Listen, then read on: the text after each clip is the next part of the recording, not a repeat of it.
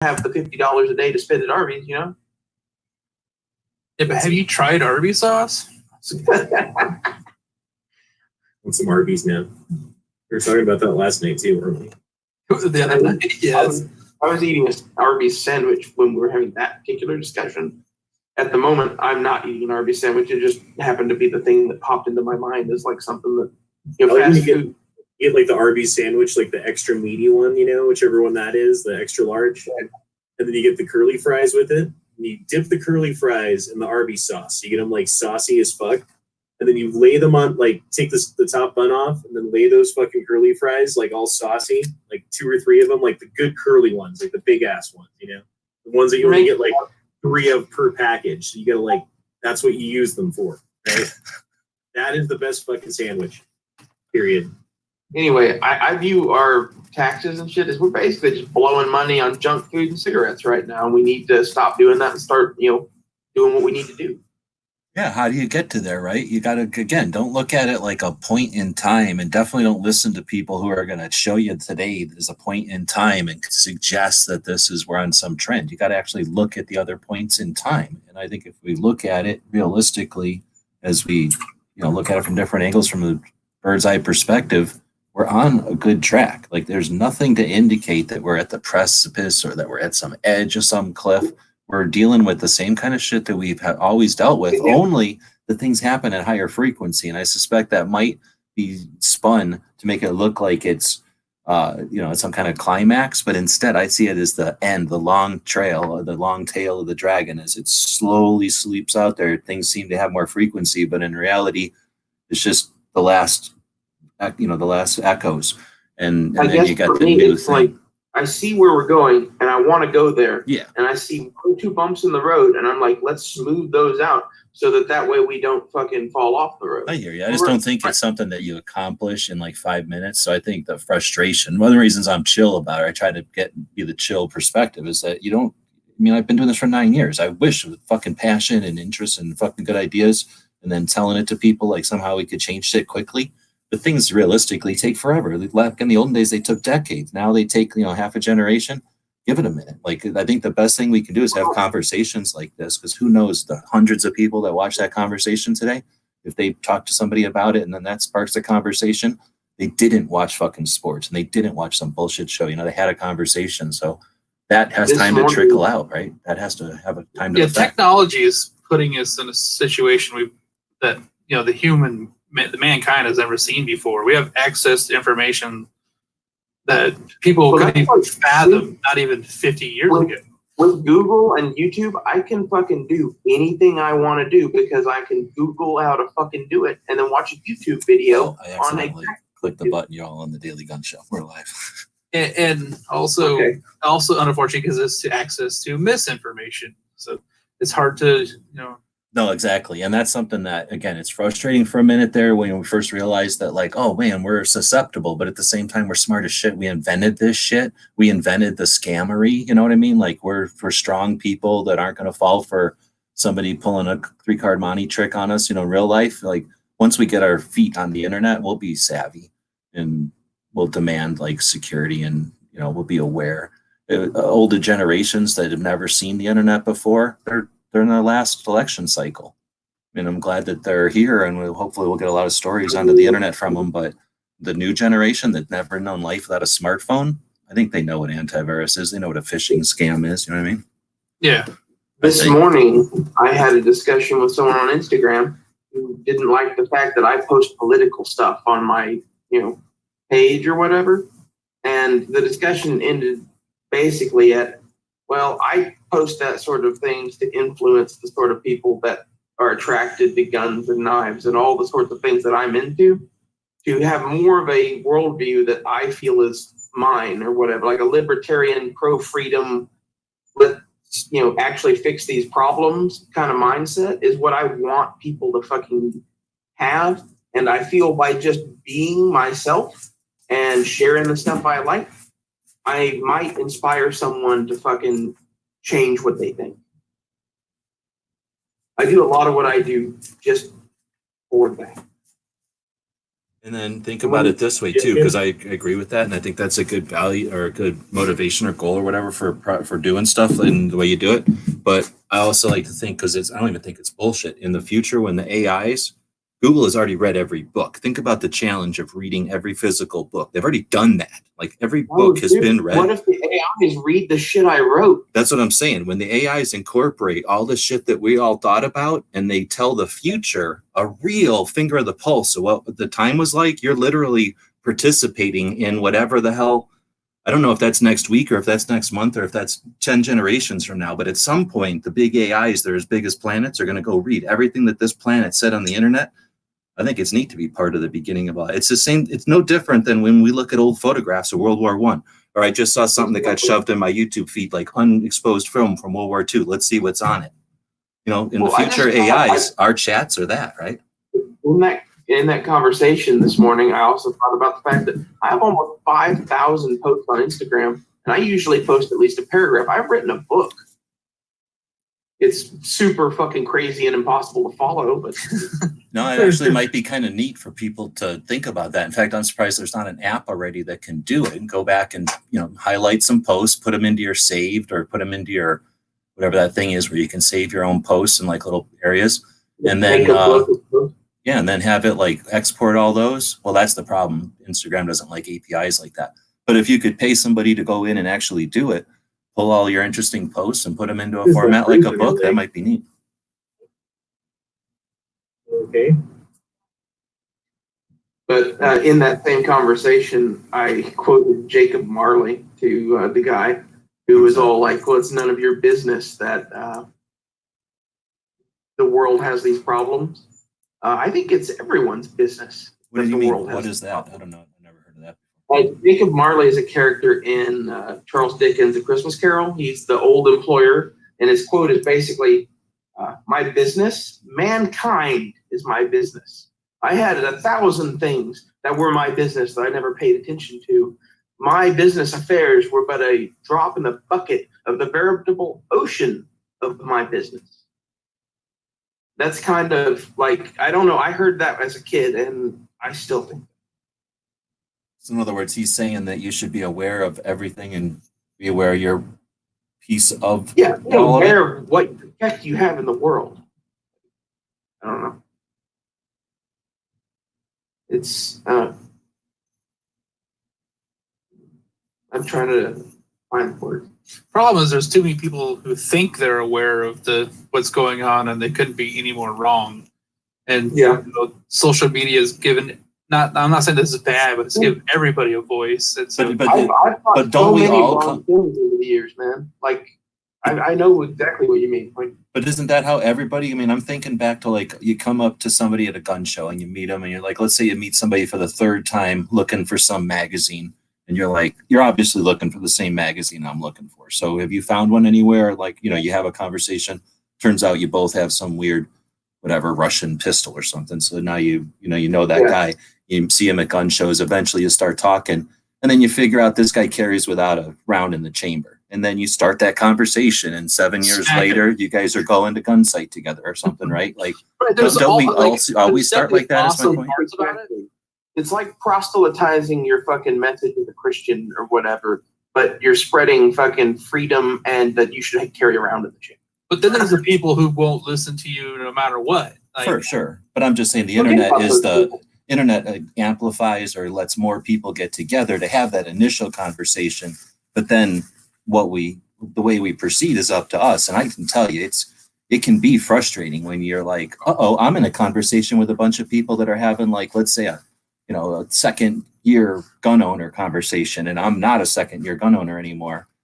Do you sit and have that conversation again? Or, you know what I mean? Like, I think that's the thing about the internet is we're all still experiencing the, whatever that word is, like the frequency. Yeah. The frequency of having to deal with those kind of collisions. And that thing is, how strong are we going to be when we get past this? Because we will get past this. We're only in this situation because we're all able to do high-speed internet and chat, right? I mean, I'm with you. I think we're heading up, not down. I think every point of data shows that, and there's always going to be dips and then it skyrockets. So that's been going on since we've been around for 1 million years. But I'm just saying, like, what's frustrating right now, what you're seeing right now, is there are groups they just won't have a discussion with you. So you can't even get to that middle ground of like, hey, we both like chocolate ice cream, but we just disagree on this one thing. Let's have a discussion about it. Here's some data that I know. Show me where I'm wrong. They won't even do that. It's sad. It sucks because at the end of the day, we're all Americans or we're all Earthlings. Yeah.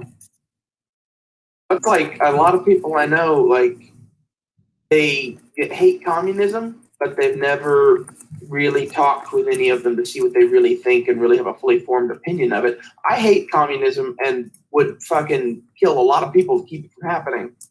But I've also had those discussions with those people for hours on end. I know exactly why I don't like them. A friend of mine is a Marxist professor. Well, you guys heard me say how great that Hillary thing was. That first, you saw the first episode, right? The first season. The first season, or the first episode of it, the first like hour, 4-hour thing. I'm live, by the way, again, just FYI. So, they talk about how she was, like in that second wave. She wasn't like the first feminist to do anything, but she was in like the second wave where like the glass ceiling was broken. And she was in the first wave, if I'm remembering correctly, she was like in the first wave to actually accept positions at like colleges, and they were in college going, hey, what are we going to be able to do now that we have the ability to do these things? And they never even thought of presidency. But when you think about it that was in the 70s, so before I'm even around probably, so more than anybody who we talk to pretty much is even born yet. These are the first women to like break through the perceived glass ceilings that were, literally the whole world, this whole fucking rock. Women couldn't do shit until our country said, you know what, let's listen to these frauds. And then all of a sudden they could do what they want. And guess what? They did it. And we were comfortable. It was uncomfortable, but we dealt with it, right? And she's one of those first broads. And I'm not saying I like her or nothing, but it put in perspective that she was one of those first chicks to get out of the, break through that shell or whatever, and then start to do stuff. And then they all had to like feel out what they're going to do. Like one chick, I don't know all their names. The one was like the lawyer and she's going to say whatever she's going to say. And the other one was like sassy. And the other one was like good looking or whatever, like they all were doing their little things. And I never thought about that. And then when she becomes ready to run for president, I'm looking at it like there's Hillary, the anti-gun health care, and I don't know shit else. But I'm not thinking about like all the ladies who grew up their whole lives and are like, wow, somebody who we've known since forever has finally got a chance to go be president. And again, I'm not saying I fucking changed my mind about nothing, but to understand it from a position of that, to see her lose to a dude who's proud of the fact that he said grab her by the pussy, being a rich dude who has the influence, who can just casually touch another fucking human. If some dude came up and touched my fucking junk, I'm not fucking laughing about his fucking joking about it. You know what I'm saying? Like if somebody came up and touched my fucking ma's pussy, fuck you. Talk to my sister's fucking pussy. You know what I'm saying? Like that guy fucking won presidency against Hillary Clinton. I never really looked at it from that position. So I forget who says you have to go more than 50%. I'm not changing my fucking mind, but I'm willing to understand, I'm willing to sit there for 4 fucking hours to get that little bit of kernel to understand why people fucking hate this dude. And it has nothing to do with why I fucking want him in there because of guns, because I fucking hate Hillary because of guns. Maybe if we can fucking calm Hillary's fucking jets so she ain't fucking passionate about killing our fucking rights, there's got to be something. I'm not saying I'm voting for Hillary by any means, but I'm just saying there's got to be some way that we can learn from that, right? And have better discussions with people. I actually enjoyed the parts that were like behind the scenes stuff because she was so human in those, where like when she would be doing speeches and stuff, she's so monotone and just kind of feels like a robot. And then when she explained why she's that way, because when she went and took her college exam, she was basically told, you're a woman, shut up, you shouldn't be here. So they just kind of had to put their heads down and just do the fucking work and hide in the shadows. And she's like, is Bernie Sanders? Some chick comes up and goes, is those the shoes you're going to wear? And she looks at him like your grandma. And she goes, is anybody asking Bernie Sanders what the fuck shoes he's going to wear? Does she have to sit in fucking makeup for 2 hours? And you can tell she don't like sitting in fucking makeup, at least in this video. She did not like sitting there. She's just willing to do it ever since Arkansas. Like ever since Arkansas is when she quit being like a a feminist and started being a wife of an elected person, and immediately started getting hated. And that's another thing. Like, I don't really care. She signed up for it, but she gets hated by everybody. And again, she signed up for it. Fuck her, whatever. Yeah. She gets hated by everybody because she's just fucking been so fucking back and forth. And again, she signed up for it. She did everything. I'm not giving her a fucking excuse, but it was certainly interesting to actually see it from her like whiny ass perspective of all the bullshit she has to put up with. It's no fucking wonder she's such a fucking coarse, horrible person, because she's fucking signed up for like a horrible fucking life, right? My nightmare of that, though, is that this is filmed to reintroduce her to the political scene for an election run in 2024, and that this was made to make her look human, because the main complaint of the election was that Hillary Clinton is a fucking bitch from hell and she's not even a human being. And I'd say so. I mean, it has to be. It has to be. There's no reason. She doesn't have anything else to gain from it other than like legacy, maybe. But like I said, whenever you watch it, let me know. If it didn't seem like a hard sell, but you could tell there was a sell in. Have you ever seen that video of Bill Clinton getting makeup put on him before he was going to go out and give a speech? And it was like right after like I forget what it was, like one of the big scandals that like the Clintons for all the years that they were in office, like just and he's just sitting there putting on the makeup chick's putting on the makeup, and he's just like staring through her like she doesn't exist, like zoned out. Like there's like people who were like, oh, was he hypnotized? Like all kinds of weird conspiracies. But yeah, like he didn't like makeup either. But yeah, can you imagine having to do that? What's that? I said he's staring at those titties. Yeah, he's hitting on the makeup chick. Well, that's the other thing. Like everybody knows that there's like the idea that that's a made up marriage, so that they both can go do their own thing and just have the relationship for the business or whatever, for politics. And they don't do a very good job of like presenting, like don't even touch that. Like it's interesting how they touch so many other things that you wouldn't like. She's like, people think I murder people. That's true.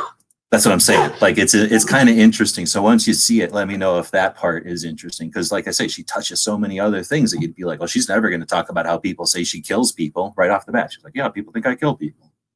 I came here to see this person touch things. This is like the worst porn ever. I wasn't a fan of her because of just the stupid things that she would lie about. So I was like, man, if you would lie about this, so what else are you lying about? The Benghazi thing. But I also didn't Oh, she blows over the Benghazi. That's one of the things that I'll never trust her. Go ahead. Or how she laughed about killing Gaddafi. Like how, which I mean, I'm not saying like. I want our people to laugh about killing enemies of us, though. I'm okay with that. Sucks it. Not the leaders, not like that. Like the guy who drops the bomb, yeah, laugh away. You know what I mean? Like a sniper fire where she flew into sniper fire. And then you watch the video, there's kids playing in a band and kids coming up to her and saying, hello, hello. It was just a stupid shit. Like, can you imagine if Trump like dropped a bomb on somebody and he was like, I blew that son of a bitch up. Ha ha ha ha ha ha ha ha. I still think the most compelling argument for why you should never trust Hillary Clinton is Hillary Clinton killing those dudes in Benghazi, basically. Like, she didn't pull the trigger, but she allowed a U.S. ambassador to die. And then they lied about it. Yeah. And well, I didn't like the people that they were getting money from, and the Clinton Foundation, known terrorists. But that's that's the problem, is we do business with some really fucking bad people in the world. Yeah, wasn't that the deal behind that? It was sort of like a gun for money deal going that went bad, is what it was. I've heard that. I don't know if that's true.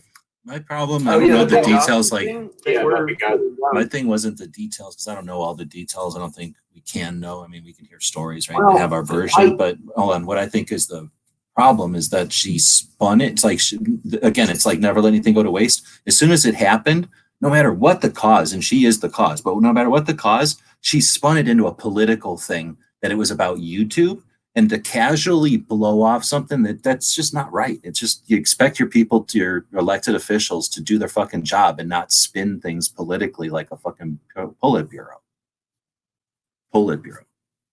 My suspicion is that we were arming rebels against Gaddafi out of that embassy or whatever, and that was some of the shady shit that was going on there.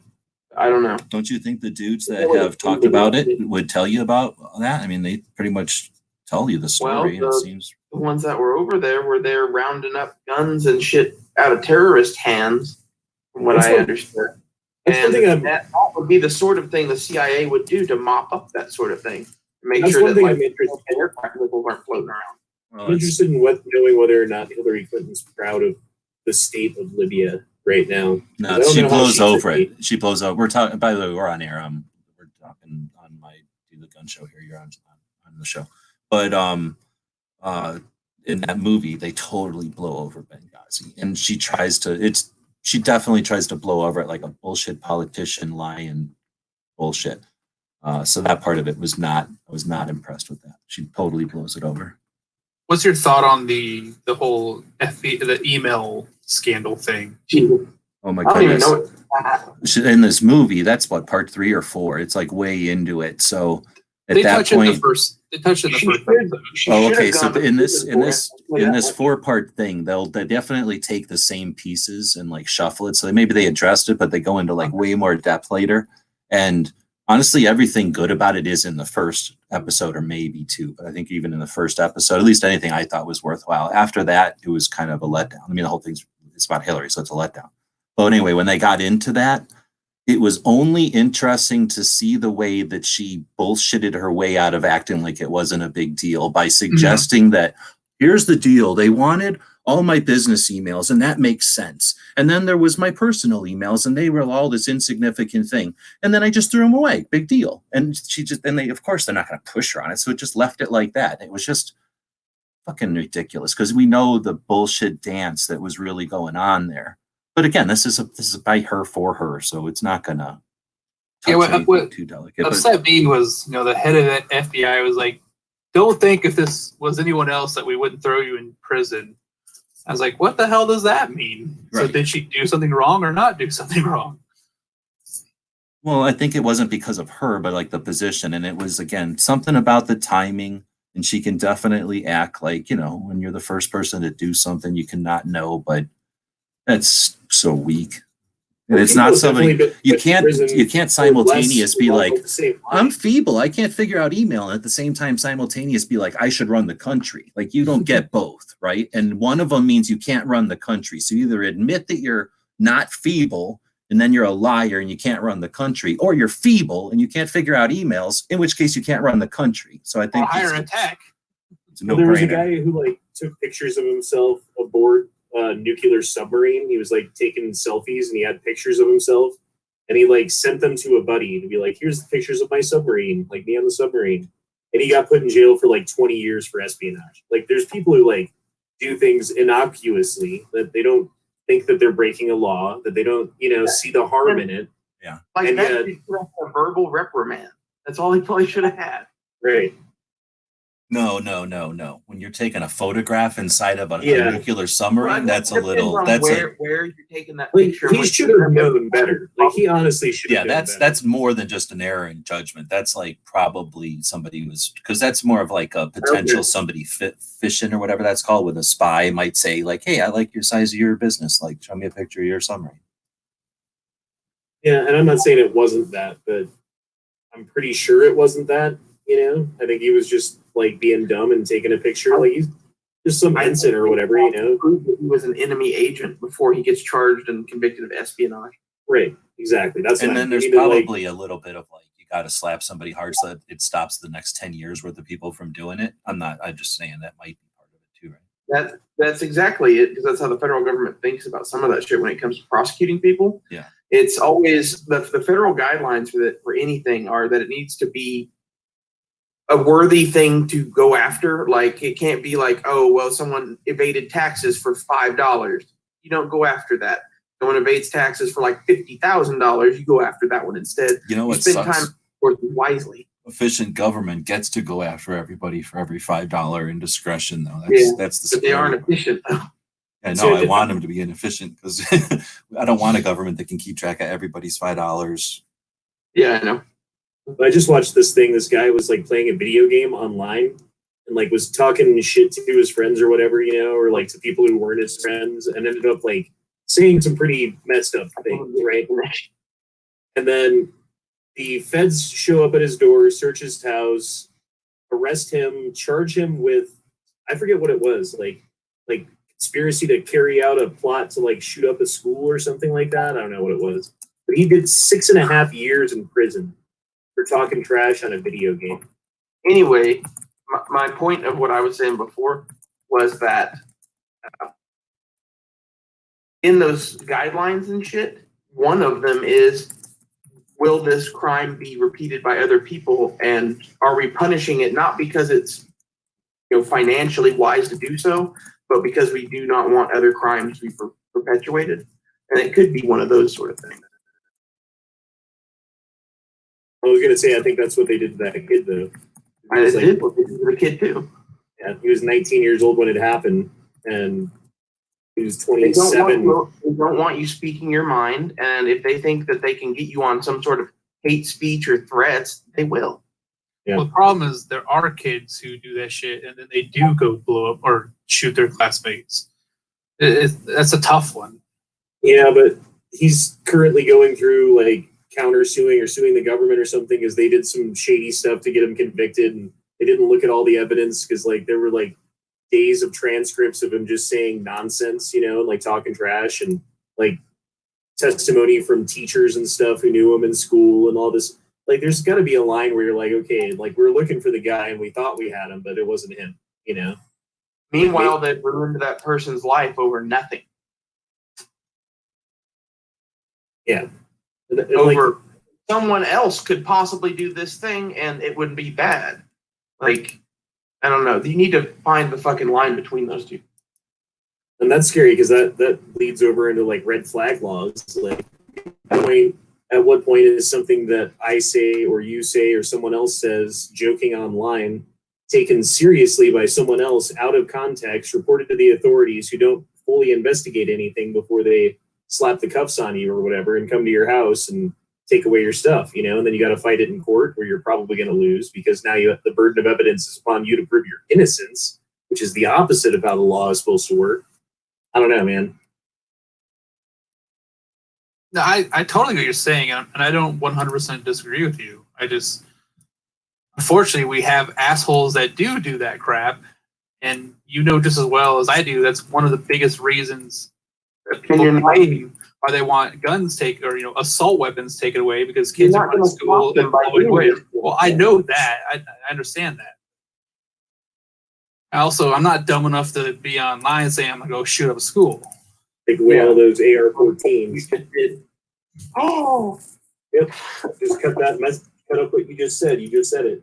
Yeah, but I have the full message too. What about the yeah, exactly, and that's the thing. It's in context, yeah, right? But the kid had a full message too, and they managed to convince a court to only listen to the part of him threatening the school.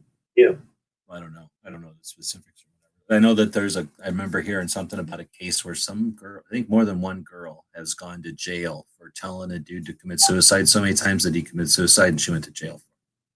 Like, well, the one kid, she like told him he tried to stop several times, and she continued to egg him on until he did. So like he kept being like, "No, I don't want to do this," and she's like, "No, come on." And that was like abusing somebody who obviously isn't 100%, right? And that's like basically considered murder somewhere, right? Or was it more than once? I think I heard that on the radio. It was manslaughter, not murder, I believe. Yeah, she got 18 months. Still like trying somebody for saying something online. So I don't think it's outside the range of whatever the word is, like possibility or whatever, right?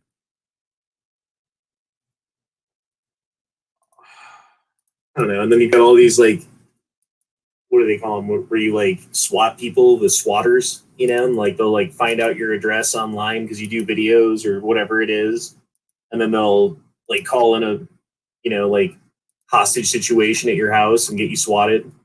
Like that stuff happens too, and that's scary. Like there's people. I just hope that when I get swatted, that like Hondo does a barrel roll when the SWAT theme song plays. Sorry. Well, and those like no-knock warrants, that's like anti-constitutional too, right? Like you need to identify yourself as a police officer and at least give me the option to like surrender before you, that would bust be nice, in my front door and, flashbang through the window and kill the dog, And if you listen to their reasoning for why they do that, it's about the officer's safety. And I'm like, what about the citizen's safety? What if he's innocent? I think that a higher priority should be placed on that than there is currently placed. Yeah, but didn't the Supreme Court rule on that where they don't have to put their lives in danger anymore?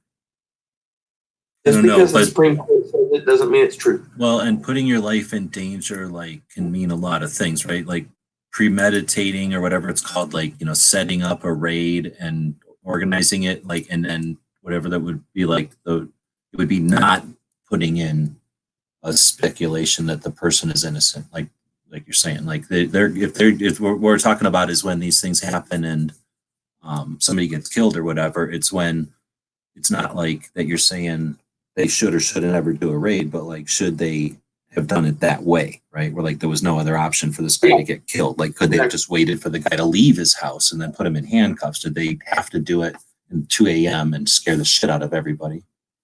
Well, like, or could they just go up and knock on the door first? And that's going to be a risk. Maybe a robot could do this or something. Have somebody go up, knock on the door, serve the warrant, and say, They have intercoms. yeah, like you could do this without risking that person and give him a chance to surrender. And if he doesn't surrender and start shooting at you and the robot, then fuck him, burn him out of the goddamn house. I don't care. But then at the same time, are you going to allow cops to like, that was one department, one policy, one something, it wasn't like every cop was chomping at the bit to go do that to people. That was an instance. So do you allow all cops do you allow the profession? What? No knock raids happen everywhere, I believe. No, I know that it's a tactic. I'm just saying, like, do you allow cops to like ever get past that? Or like, nope, you did that once and for the rest of the time, all cops are bad now. No, I'm not saying all cops are bad. I'm just saying that they are dangerous, and like all dangerous things, they need to be under control. I'm actually working on becoming a police officer. I just, some of their tactics could probably be done better. If someone falsely accuses me, and I get red flagged, I don't want to get shot because I think it's someone breaking into my home, because I've actually had that happen. So I might just think it's some ass clown trying to break into my home, and then it ends up being a police officer and then getting a gun battle for no reason. They could have just knocked on my door and said, "Hey, Officer Jimbo, give me a chance to make the wrong decision." I think the other situation, the issue would be that when they are doing these red flag bullshit things, it's not like, hey, we're going to see if this guy's really the drug dealer, or we're going to see if this guy's home and he's like not been paying some bill or some other, I don't know why they do no-knock raids. I'm assuming for drugs mostly, right? Mostly. Yeah. But if they're going specifically to pick up guns, then that's probably when they're going to be like, well, that's why we came loaded for bear, because we're going to pick up guns from a guy with guns. And of course we had to come in ready for guns, right? And that is the exact type of situation where you need to go up and knock on the door and not just, kick down the door and start shooting at people, which is what they have done to several people with this red flag shit. Sometimes it's the wrong house. The warrant, and they refuse to give up the guns, and then it turns into a gun battle. But either way, the whole red flag thing is such bullshit. I think we all agree. But if it ever gets mixed with the no-knock shit, which it has been a couple of times, I believe, unless I'm mistaken. I don't know. I think it's going to probably, if it hasn't, why wouldn't it? Because again, they can easily say like, well, we're not just going to go there at 3 p.m. and pick up these guns when children are around. We're going to go at 3 a.m. when everybody's sleeping, and we have the element of surprise, or whatever the hell the justification will be. Yeah, they're totally going to do that. That's what they do for drugs right now. Why wouldn't they do it for guns? And the reason they do it for drugs is because of drug guns. dealers are armed. Because of guns, exactly. So it's all 100% what they're going to end up doing. And that, I don't think, is lost on the people who created the whole thing in the first place. I don't think this is done by people who are ignorant. I think they'd rather kill some of us, to be honest. No, they need that to happen. They need cops or anybody to die. They need somebody to die because they win every time there's anything. So they don't care if they cause it. They're never gonna put a blame on themselves for causing the situation. They're only gonna use it for their gains. Of course, they want chaos from this.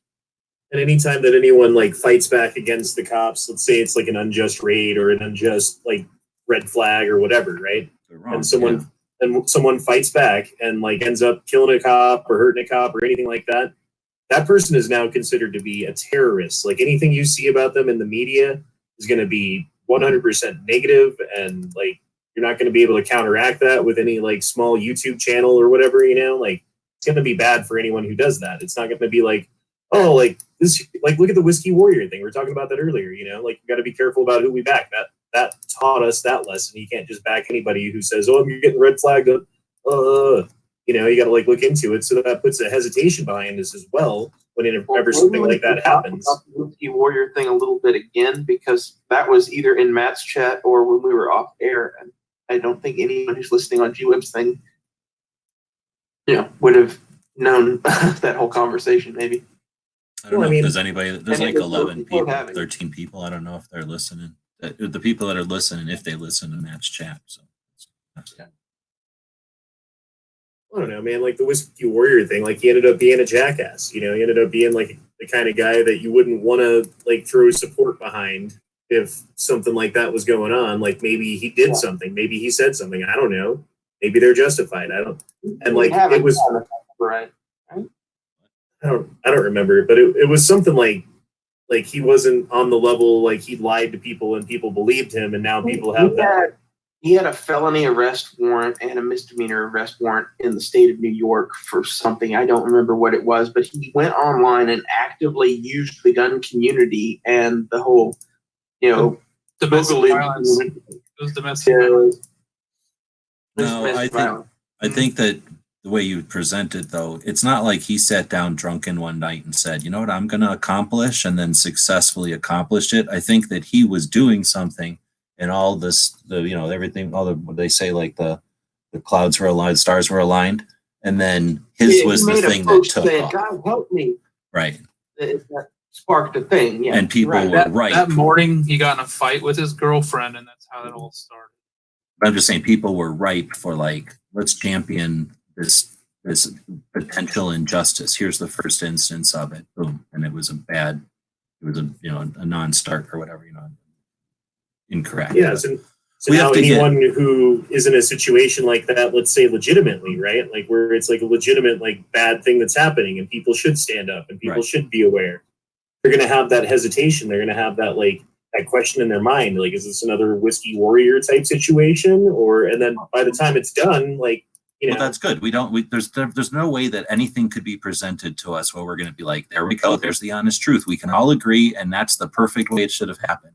So I hear you. And that's just something that we're going to have to, because there's no other option. We're going to have to get used to as a bunch of people, is to get used to the black eyes and the false starts and this kind of thing. And be like, oh yeah, we were wrong that time, but next time we're going to do it again because it's necessary or whatever, right? And if you look at the sorts of people they choose to go after, they're people on the fringes. Like, if you look at like the Bundy Ranch thing, those people had issues that they had done some stuff. I believe they evaded taxes or something. And like the thing in Waco, they were a crazy cult thing, and there's all sorts of craziness that they thought was going on, and that was the reason they went after them. And then Ruby Ridge was Nazis and shit. So it's like they're going after the things that they think are weak, that they can go after. I don't know if that's because they're going after things breaking the law, or if that's because they're actually trying to pick away at freedom from the outside. Hold on. When you're talking about Ruby Ridge specifically, since they instigated any amount of infraction of any law, then I think the answer has to be obvious that there was influence, at least of individuals, if not systematic. I agree. I'm like putting up a hypothesis or what, I don't know how to put. No, I hear you. I'm just saying with that specific one, I think that makes it real difficult for them to suggest that Ruby it's Ridge a one fake. was one of the worst ones because he was just a friend of a guy that was a Nazi or something like. He was a wasn't white an actual supremacist who knew people who were. Yeah, he wasn't even friends. He just knew. Who the fuck doesn't? How do we know who fucking people are? Like, I guarantee you that you know a Nazi probably. Someone does. And you don't necessarily know you do, because if you know, you're going to do something about it, right? And that's the thing. Like this, who knows what the fuck? I don't remember. That was a long time ago, but that was definitely the situation. Is that they deemed him probably a problem, so let's poke him until we find a problem. And once there's a problem, why don't we shoot his dog in front of his kid, kill his child, and then act like the government should do no wrong. Have the ability to do that without having any repercussions. Yeah, Exactly. And that's why they go after what they think they can get away with. And now what they think they can get away with is, well, that dude looks dangerous and has a gun. And I think, man, that sounds like a lot of me and my friends. Well, they want to, but and there's people that'll get up there and say weird shit like like Biden has. But again, Oh, yeah, God.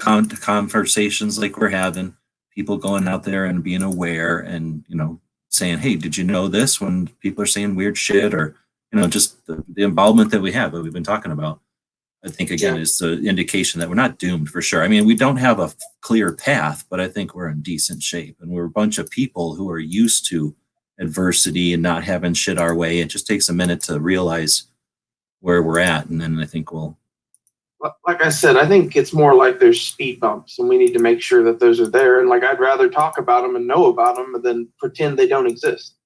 And I think a lot of people in the world, like, world's pretty good. I can buy gas. I can buy food. I can go to work. My kids exist. I'm not going to worry about these problems. Well, I hear you, but now as soon as you say that, I hear my grandma saying that, and shit, she went through a world war. You know what I mean? Like, she went through depression, or at least her parents went through a depression. So when she says that, I mean, of all the people who can appreciate having a roof over their head and something to eat and drink on this rock that's flying through the universe with all kinds of asteroids waiting to whale into us, is the same way a 45 ACP can impact a war and end it. Well, you know what I'm saying? Like, they can appreciate having a roof over their head and something to drink. And if somebody wants to bitch and moan that it ain't a pretty enough roof or a fancy enough drink. Too, but the issue is, do you want to settle for just having a roof over your head, or would you like to build the real house? No, I hear you. And that's I think the difference between my grandma's generation and the Youpers, or the Youmers. I'm calling the Y generation that act like boomers are old, the Youmers now. Honestly, I don't get the boomer thing. Like, all of my friends growing up, were either kids at school or whatever, or old World War II vets that knew stuff about guns that I would go hang out with my grandpa. Your friends at school were World War II vets? How the fuck old are you? No, there's two separate things. There's kids that were my age at school and whatever that I hung out with. And then there was a second, all the guys at the gun show and shit that you'd go and hang out with and look at M1 Garands and talk about different gun shit with and whatever. Right. I had a lot of friends that their average age was 70. Sure. Well, they don't exist anymore, right? One of them are. No, they're all dead. Passing. At least not getting to gun shows anymore. Yeah, it's a shame, huh? Oh, God. Well, that's one of the frustrations I've got with this whole bullshit, because it stops gathering. And every time I go to, you got another Colorado one coming up in Denver, Honda, 2A. That would be more doable than the one up in Loveland. Yeah. So anyway, I was just going to say that it's frustrating, because I'm trying to pay attention to those things and encourage people to be aware of them and share them and know about them and go to them if they can. And again, these are our rallies that we care about, and they happen to be catching some amount of interest and participation, right? So it's neat to see that there's something happening that's a little different in the 2A spectrum. But when I started thinking about it earlier today, when you guys were yelling at me, verbally abusive and mass chat to me, I was thinking that, think about a Trump rally. That was the thing that got them, they couldn't handle Trump rallies. They went nuts. They went literally violent about Trump rallies. And if they can create a paranoia, if they can create a paranoia that stops Trump rallies, they're going to be coughing all over licking every doorknob and coughing on everybody, right? Yep. I think if you get some Bernie bros sick with the coronavirus, that could be a bad thing. Oh my goodness. Yeah, exactly. And then I don't know, if China comes out and says hey, look, our industrialized commie medicine figured it out. We this is the way to solve problems in the future with communism. They're all going to be oh man, we need that socialist medicine. That stuff cures beer virus.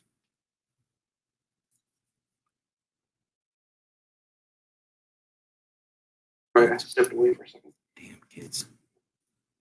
Pink Panther says, sorry, Gio is planning on not working and joining tonight, but by 4 p.m., our store has 0 toilet paper, paper towels, bananas, you name it. Got forced to work.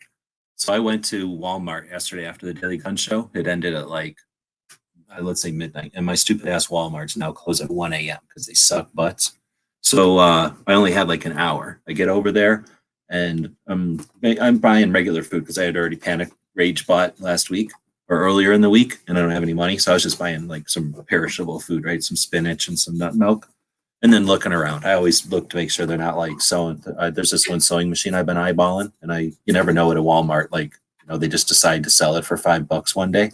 So I always go in there and look at that stuff, and then I was looking around at some other shit like in my Walmart, the back wall is like goes from like what is it, cheese and shit on the food side, and then it goes to like the sewing machines, and then it's like the telephones, and then it's like paper and school supplies, and then it's like sporting goods. So I just walk across that back wall, and I wanted to get some propane, so I was almost out of propane, and the little cans, and I figured that'd be a good indicator, right, if people are panicking or not. But there was like tons of it, and then this is like almost the closing, like they kept doing the announcement, we're closing soon, and then all these like attendants like out of nowhere, because normally you go to a Walmart, it's like, fuck you, get out of our store. Like when they're closing, it's like, can we help you? Propane, no one's really panicking, Huh?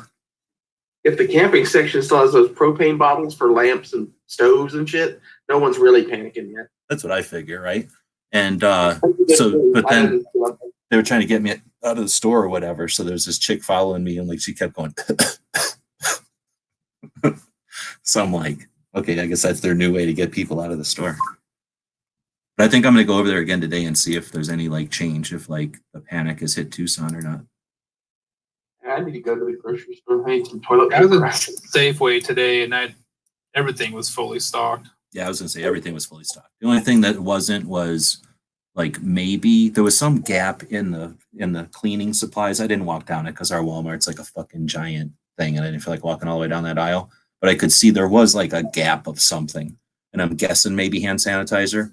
But it was like tons of Lysol, tons of bleach, like every other paper good was fine. So I think that's more like we're just also not used to. I watched a series from, I think it was from England, so I don't know. I saw it on my private movie theater, but I think it's from BBC, so I don't know like what that would be on normally. But it was like 4 hours, like 4 hour long episodes. One of them was like mushrooms, one of them was tomatoes, I think. One of them was like eggs, maybe.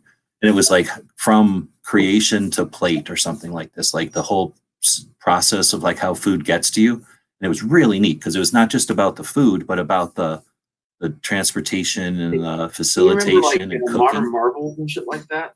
Those are sort of similar to kind of like that. But this was all about like, the food gets grown, and it talked about the way and everything, and then how it gets to you, and then like how it gets prepared and then like stuck in front of your face. It was really, really neat.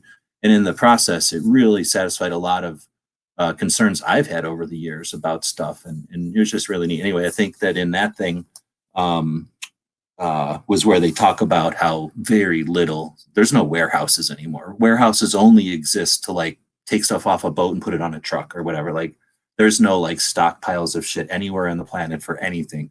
Every good that we get is like they figured out the reason that they're so interested in Google and Facebook is because they can figure out, okay, if we're going to use like this much paper towel in Thanksgiving, then this much at Christmas, then they can buy 6 years from now this much paper. And that means that they should make this, they're planning things out, commodities and shit so far ahead that like there's just, it's like, it's all about efficiency. Like if we can pop it out of the machine and into your face, that's ideal. So like how can we not have any leftovers? And then we see things like Big Lots and these dollar store places, I think, popping up because there's like a new type of like transmission of goods. Back in the day, you'd make 1,000 things and you'd send it to a warehouse, and they would send 5 things out at a time until they were gone, and then the company would make another 1,000. Like I don't think shit happens like that anymore. And that's, I think, all we're seeing with the toilet paper is that like they just have to cut down some more trees. They're just not used to everybody buying everything at once. Like they caught them off guard. I think that's all it is. Well,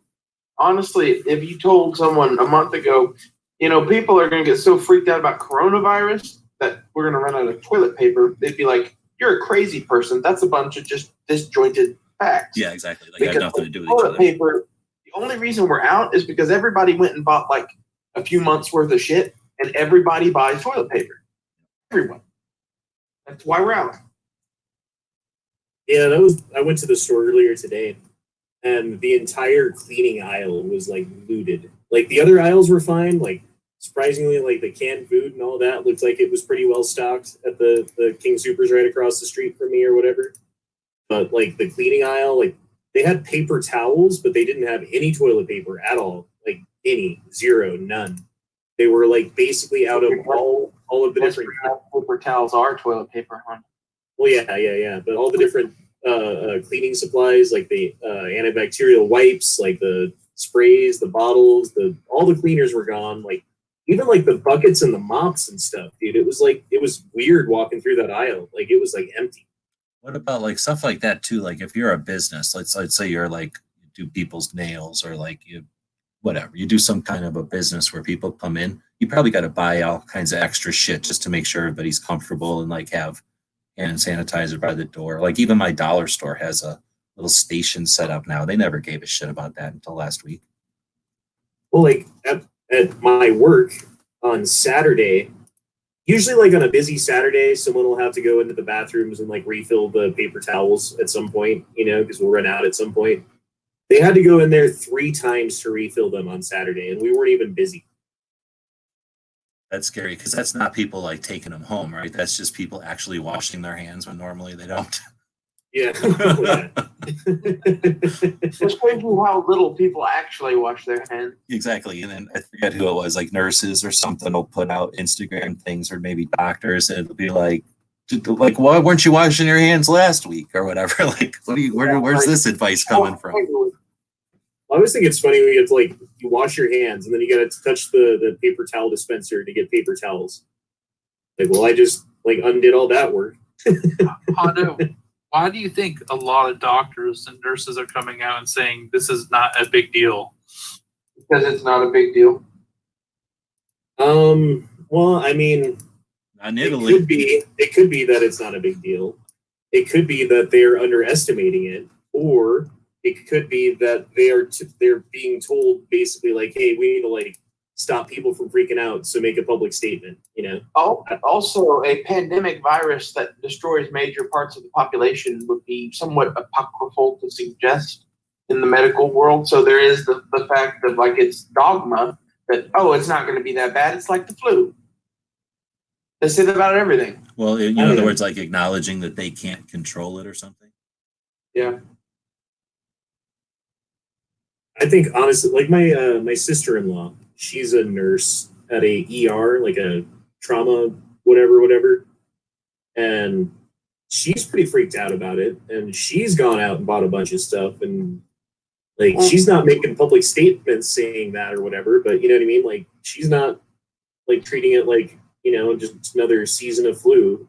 My thing is like everyone should just accept the fact that you're going to get it, and that if you get it and you're old and whatever, you might get pneumonia, and that's going to be bad. You might die, but you're not going to get it. It doesn't change that fact. Like either it's so virulent that everybody gets it, or it's so virulent, or it's not. It's not like one way, or there's no in between where it's like, oh, if I'm just super careful, I'm never going to get it. Like you could take precautions, and that will lower your risk maybe, and do that. But you should be doing that anyway. That's kind of my thought. Yeah. In other words, like why bother buying hand sanitizer like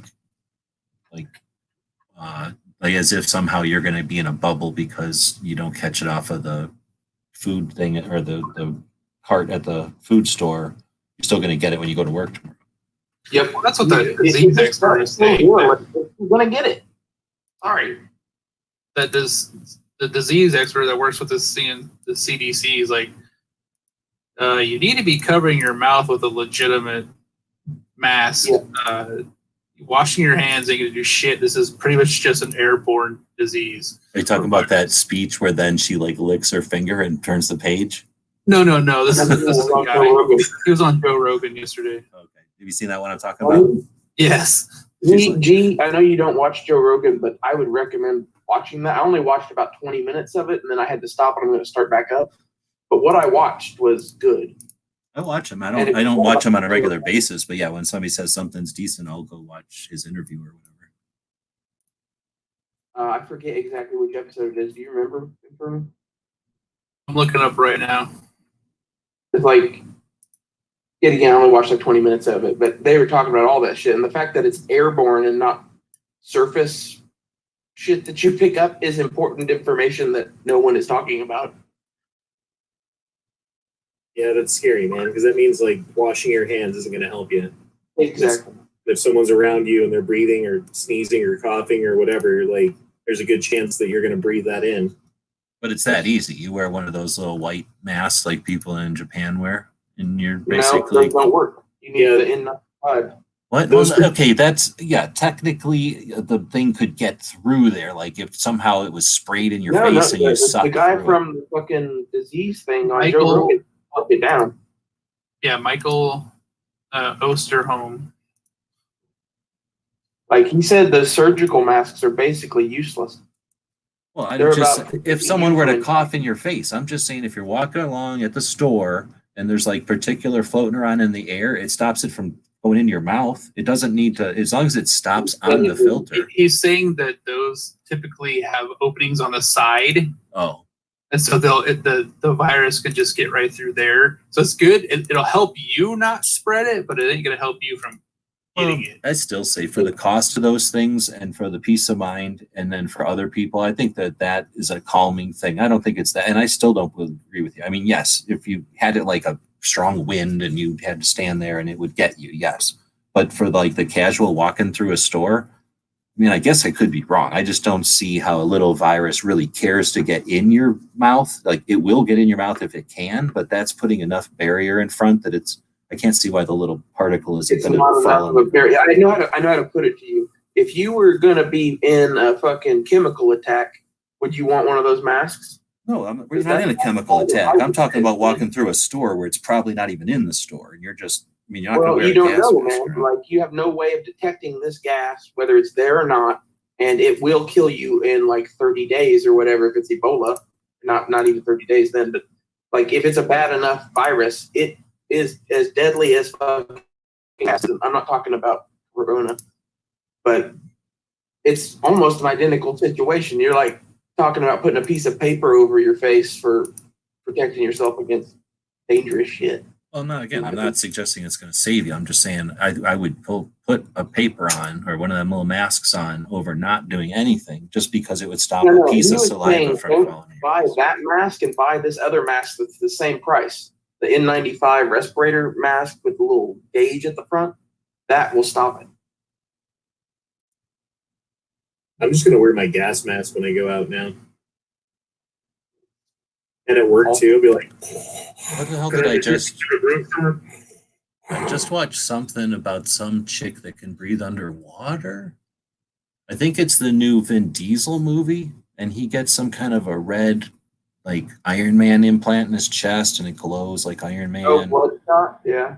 I don't know. It was a bad movie. I watched it, but I think it was that one. And there's a girl in it that can breathe out of some like mechanical trachea that she has in her like clavicle, like in her what do you call it?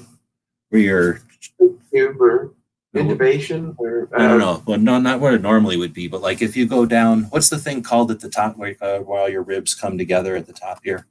Oh, the tracheotomy? No, a tracheotomy, but down on her chest. I'm saying in her rib cage. What's the top of your? Is that the solar plexus? What's the top of your rib cage called?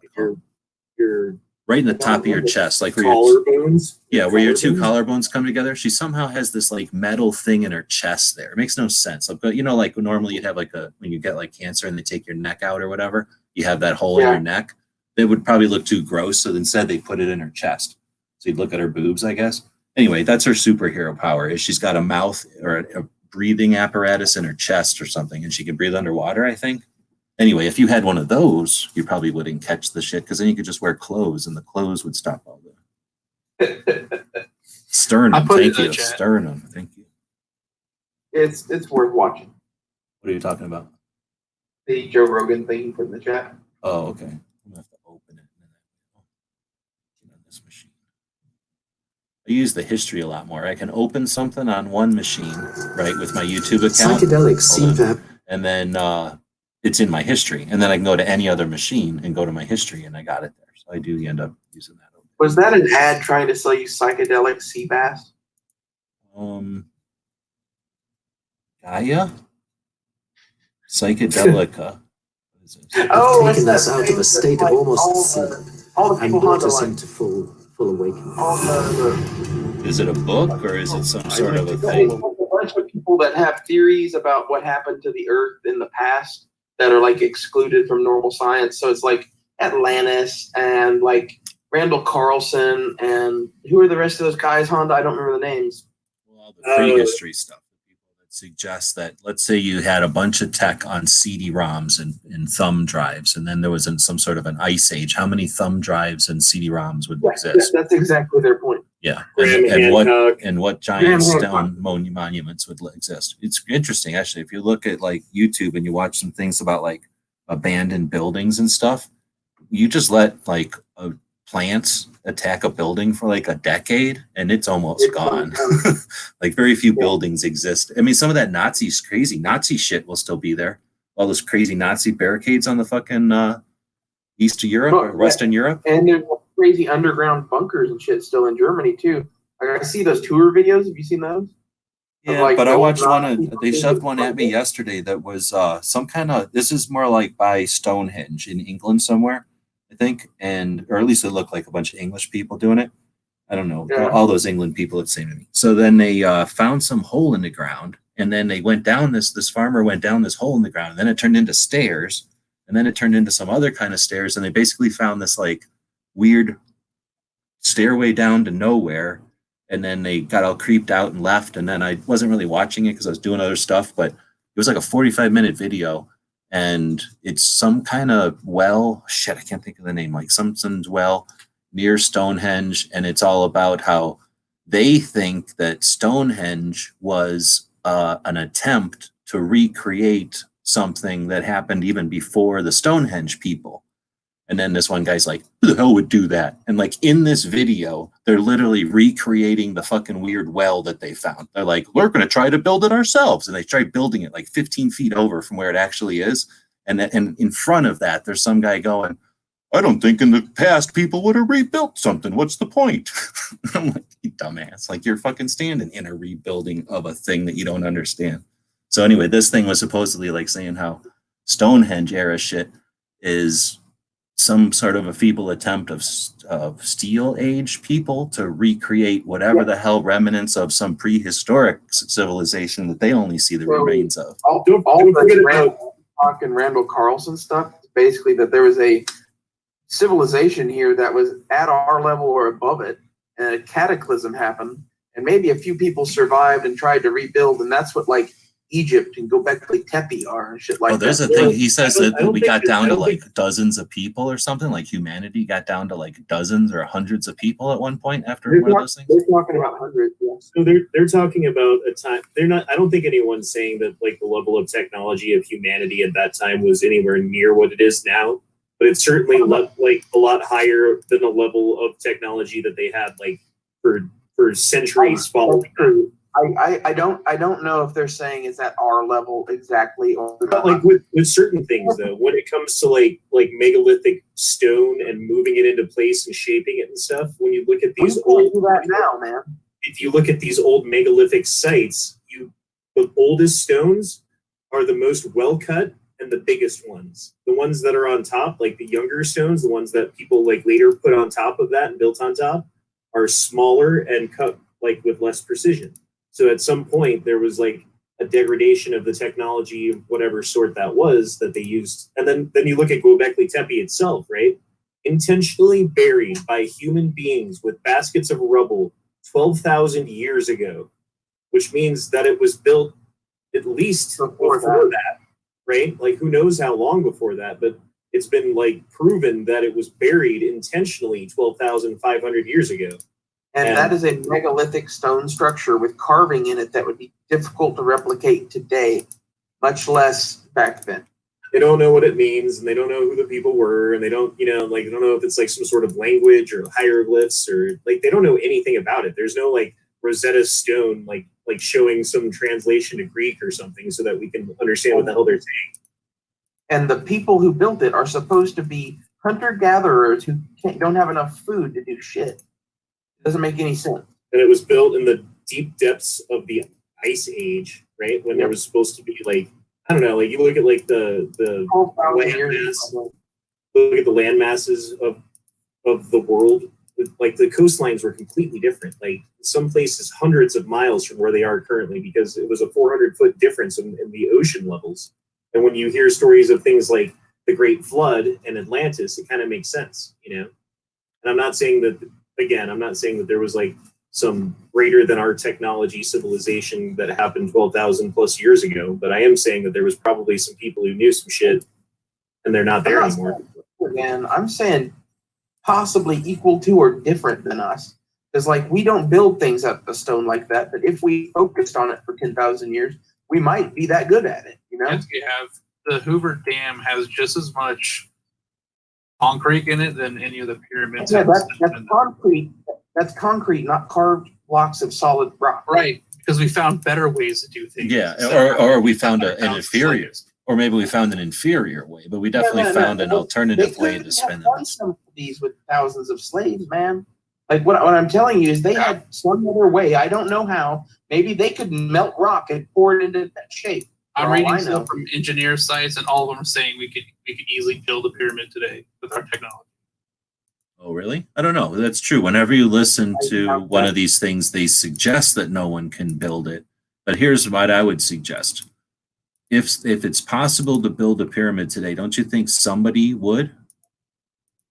Yeah, that's the other thing. Because there's rich people. A ton of money.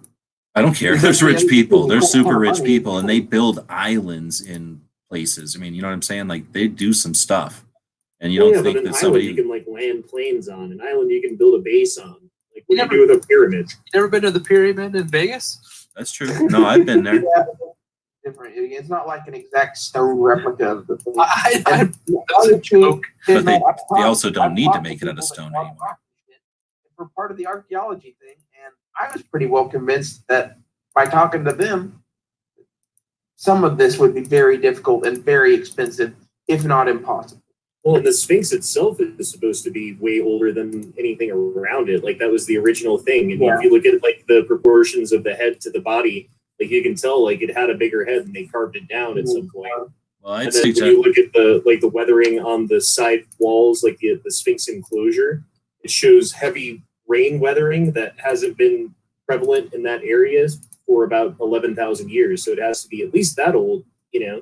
I would think if somebody could make a pyramid or even have the tech, then we'd at least see giant rocks and stuff. Like, we would see pieces that could emulate it. Just because somebody who's rich today would want to show that they're as powerful as Ramses or whatever. If you look at the buildings that are made that way, it's obvious that that is the best way to build a structure that will last for all of time. And then the thing about the Sphinx is it's not made of blocks. It's made of, that's one giant piece of stone that they slowly carved down, however they did it, into, maybe it kind of looked like a lion to begin with, and they just kind of finished it, or whatever. Like, who knows? Like, did you ever think of the possibility that it was just a big giant lion thing that got turned to stone? Where it was sitting? It's aliens. Mind blown. My mind is blown. Well, that's the other thing is I'm not saying that it's like something crazy or ridiculous or whatever, but I don't think it's out of the realm of possibility that someone could have had a technology that we don't understand or know about. That you could say that's more advanced than us, or you could say it's just different. Just different. Because like they don't need the technology to move giant rock. I'm pretty sure it was some sort of vibration levitation bullshit, because that guy in Florida somehow did a thing a long time ago by doing it himself, and I think there's just something that we just haven't caught on to that they figured out a long time ago. And then something like that too. Like maybe there is something true to some of these old stories about levitation. Maybe you need a giant, like, you know how a crane works? You know, you need like a boom and you need like all the physics and tension and all this. Like, so we can't just lift a giant thing up in the air, but with a crane, all of a sudden we can lift a giant thing up in the air. Maybe if you've got a big mass of rock and all the elements that we're missing, you know, maybe all them things that look like dog heads and canes and weird shit are actually like pipes and wires and tubes, because tubes are what probably we need. But you know what I'm saying? Like maybe with a big giant offset gravity thing, then maybe you can pick up rocks and do other things. So maybe once you build a small pyramid, you can make a bigger pyramid, and all of a sudden you got this giant pyramid, you can build anything. The most interesting thing I've ever heard about any of this are the people that think that the pyramids are machines, and it's like what is left over of Yeah. this giant industrial The complex. foundations And of that, something. they think the Great Pyramid, these crazy people think the Great Pyramid, it was like made to receive energy from space pulsars or some shit like that. Of course, it's It's got like- that water system underneath of it, and it was built in a specific place, and there's multiple ones of it. Maybe the way that you terraform a planet. Whether that's true or not. Maybe the way you terraform a planet is you zap an energy ray at it, and you have to build something that can accept an energy ray and disperse it into an atmosphere or into a type of rock or into a snow-capped thing. Honda really should have just. I think that's those are landing pads for alien spacecraft. That's why you got pyramids in South America too, because the aliens visited there. Yeah, I don't like know they about dock on that, it like a. If you look at those old World War II bunkers and shit, like give it another 100 years and try to figure out what those are for. No one's going to be able to figure that shit out What are? unless you know the history. Those World War II Nazi bunkers and shit, if they're still around, like 10,000 years from now. Actually, that would be neat to take a bunch of people, not just little kids, but anybody, and say, show them like the World War II bunkers in California. Be like, what are these? Or something. Yeah. Be like, what are these? And like, see what the fuck they come up with. In Central America, no one knows what they are. They were made 12,000 years ago. What are these? Well, and here's the thing. I don't know how many of you have ever gone camping before or gone out and maybe, camping I think is the best thing. Maybe hunting. But if you go out and you don't have a phone, and if you can old enough to remember the days before there was a phone and when you didn't appreciate it, but you could go out and be alone. And you didn't fear it because you never knew what it was like to not be alone. Like now we pretty much fear being alone, but back in the day you appreciated being alone. Anyway, when you've got your whole life of being alone, maybe you got some kind of job where you walk up in the hills and you're alone, or you're a sheep herder, you're alone, you do something, you're alone, you're washing dishes by yourself, you're alone. You're used to being alone. You got time to think and you got time to experience this planet and the way rocks and wind and life affects it. And imagine living an entire generations like that. And then us sitting over here worrying about like, what the fuck, a 4-hour video about fucking Hillary is accurate about fucking some people she murdered, right?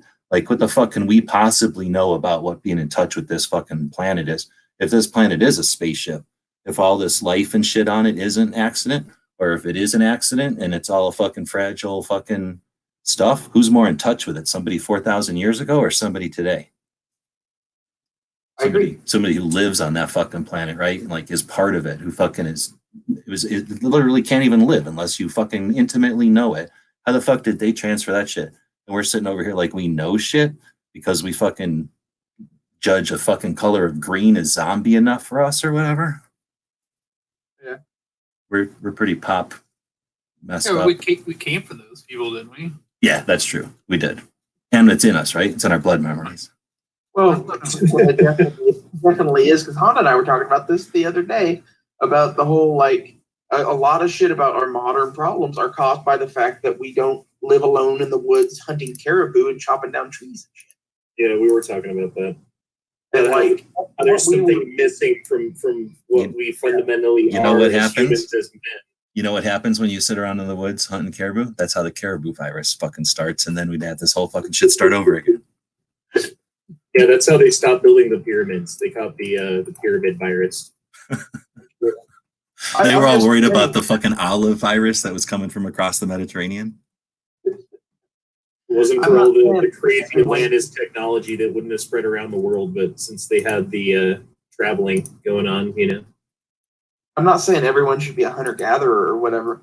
What I'm saying is if you look at your life from the perspective of, oh, well, I should have been doing this, and how does that affect these various things and my mental health and my physical health and all of these things? It makes more sense, I feel. Do you think the Egyptians crossed the ocean and got to the Americas?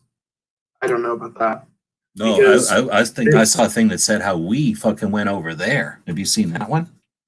I don't know, but part of the mummification process involves tobacco, which is indigenous to the Americas. Yeah. Not available. No, there's a lot of shit that says our shit is way older than that fucking other continent that acts like it's so fucking good, and that we fucking crossed the land bridge and populated them, and then the land bridge happened. Randall Carlson talk. That is exactly the sort of stuff.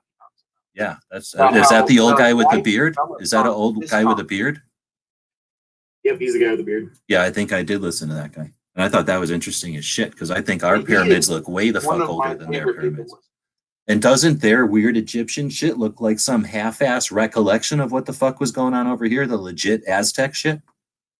That's I don't what know. Ever since I was a little kid, I've always been fascinated with the history of mankind that is not written, that we don't know about, like the mystery of it.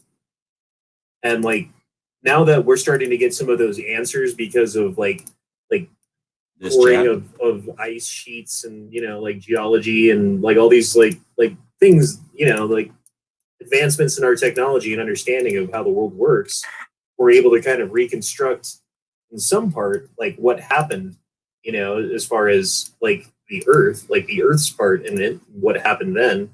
And it seems like we got hit by a meteor, dude, or a comet or something.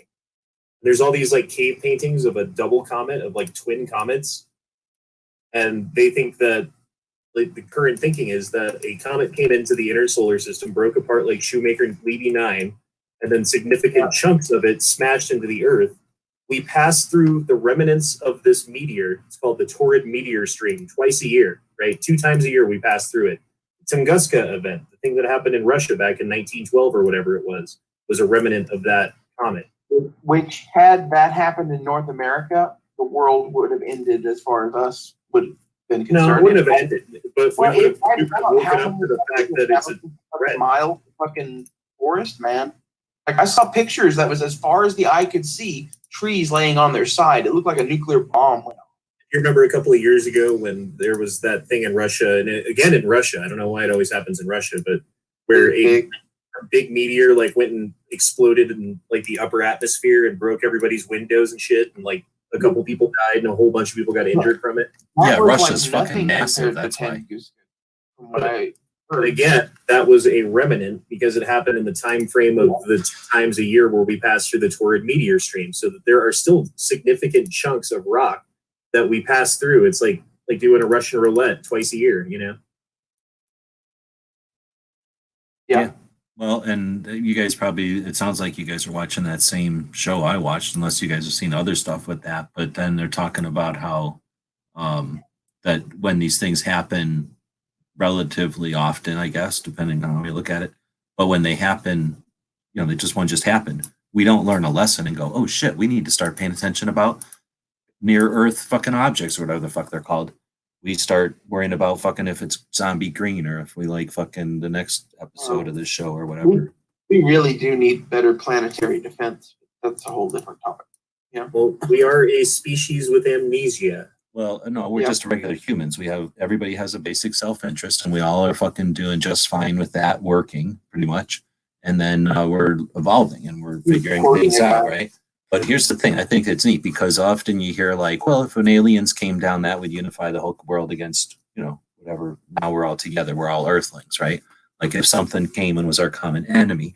Well, as we evolve, wasn't it you, dude, who gave me that link to the one guy who talks about how wars are ending and shit? So if we quit looking at it like a common enemy, but if we look at it like a common threat, and it's That sounds like Jordan Peterson.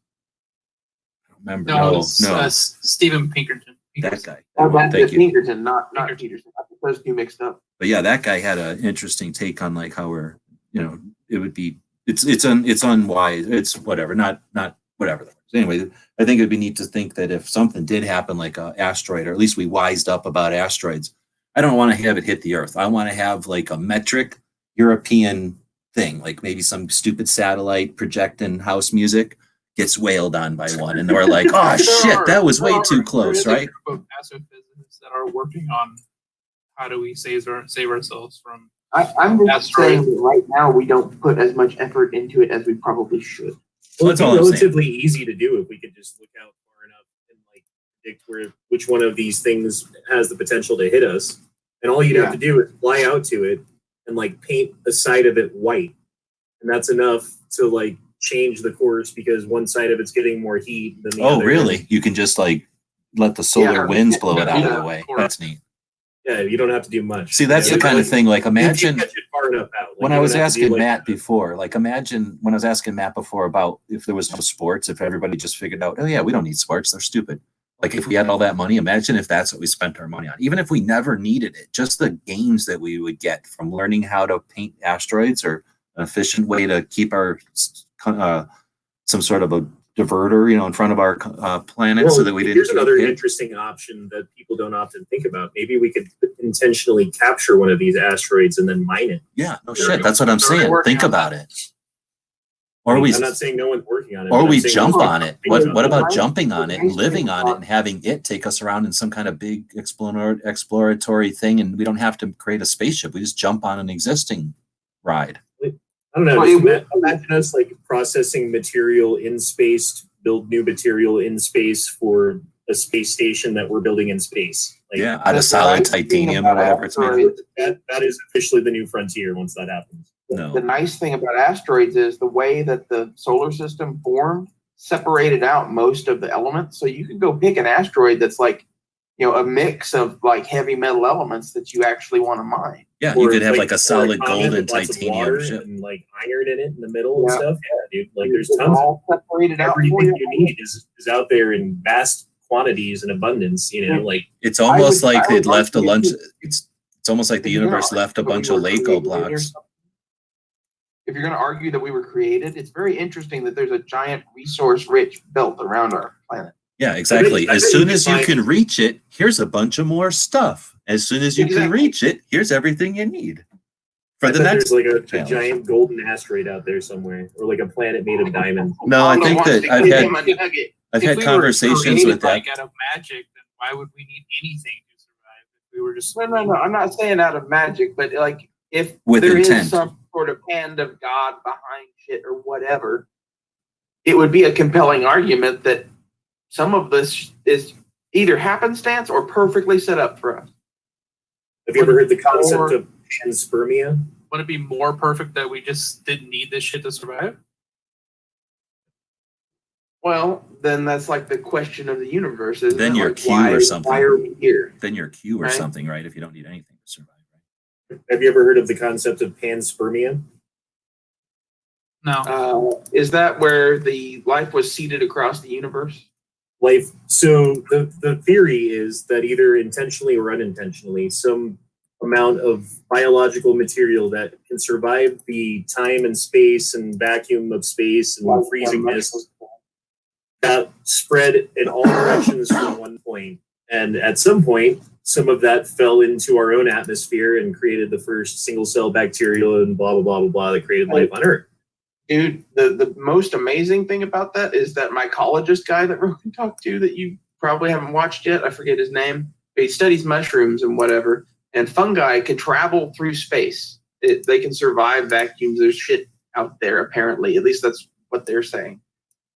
And fungi create environments that support life out of environments that do not support life.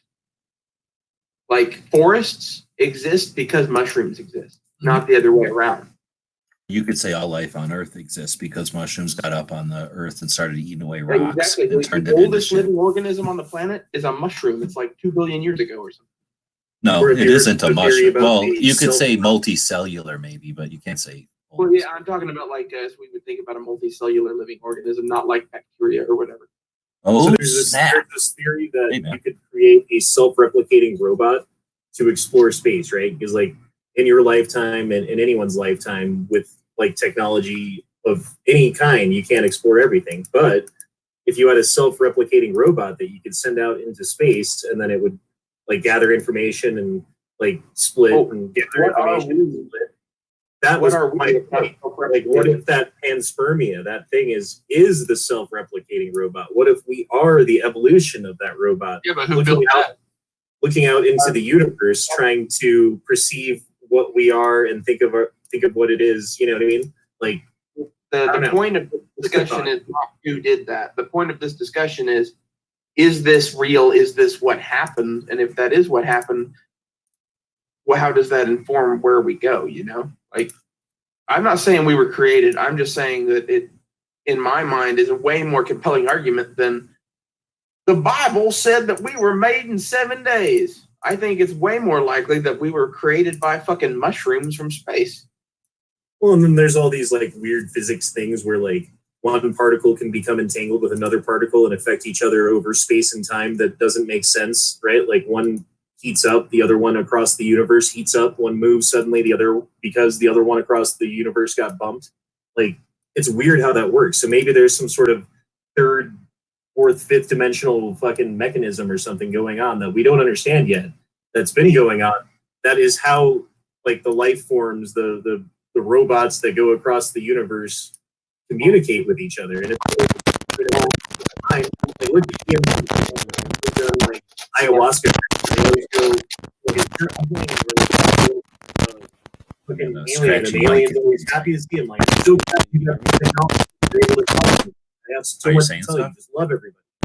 Yeah, Everybody comes back to that same I kind can of, like, barely hear you that experience. time, but it's getting No, like not everybody does. I talked to crackling or people who've something. taken it and they didn't say they saw any aliens or any shit. They just got really sick and don't really remember. Maybe Well, they suck.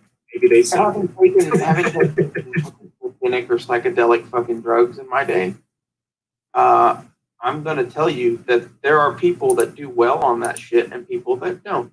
And if you fight the mushroom or if you fight the DMT or whatever it is and you fight the experience for control, you are gonna have a bad time and you might not remember a lot.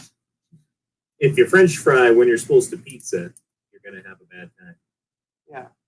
I mean, the current theories in astrophysics is that we are part of a multi-dimension universe, or that there's more than one. Great, which means there's stuff going on that we don't understand yet. Right. So you were talking about communication, Honda. And the interesting part is the stuff that mycologist dude said about how mushrooms communicate or whatever, and that there are like mycelial mats, which is like fungi that are on the planet that are the biggest organism on the planet that have more interconnections than a human brain. And that imagine that if they are communicating and talking and they have a network, if you could tap into that network and translate it and see what they're saying. Well, there are the mushroom spores that find their way to ant colonies and then bore their way into an ant's brain and crawl above Yeah, the now I ant can hear you. colony and then grab something really tight and die I know. until its head explodes. I had to mess with the entire colony. my mic settings here. They have like a defense mechanism too. Like the ants evolve to, if they find one of these ants who has Next this, time they're done they talking, I'll see if carry they can him hear you. far, far away from the colony and then leave him to die and then go back to the colony to save everybody. Can you guys hear a dead horse? Right on. Thanks. Thanks for hanging around. Can you guys hear a dead horse on here? Thanks for everything you do, G-Web. Yeah, you bet. Can you guys hear Dead Horse on here? He's on my end. Dead Horse, I haven't talked to you in forever, man. How have you been? Good. Can you hear me? Yeah, I can hear him now. Barely, but yes. Awesome. I don't. Yeah, this is like some new kind of headset or something I'm using, so I don't know if it's working or not. No, it's pretty clear. It's just that I've got those guys on Matt's after chat on one computer, and then me and Dead Horse now are on this other one. I sent you guys links if you want to jump into this one, but you don't have to. The Gmail or where? Yeah, I would put them in here, but it's the other thing. It's the other computer. But anyway, yeah, we've been going for about an hour and a half and just kind of BSing. We kind of went all around with different things. I've been drawing Moss Pawn Shop here on the computer. But Dead Horse, what have you been up to? I'm not seeing the link. This last week I've been doing nothing but pretty much taking it easy, sleeping in every day till like 2 o'clock, and just being like super lazy.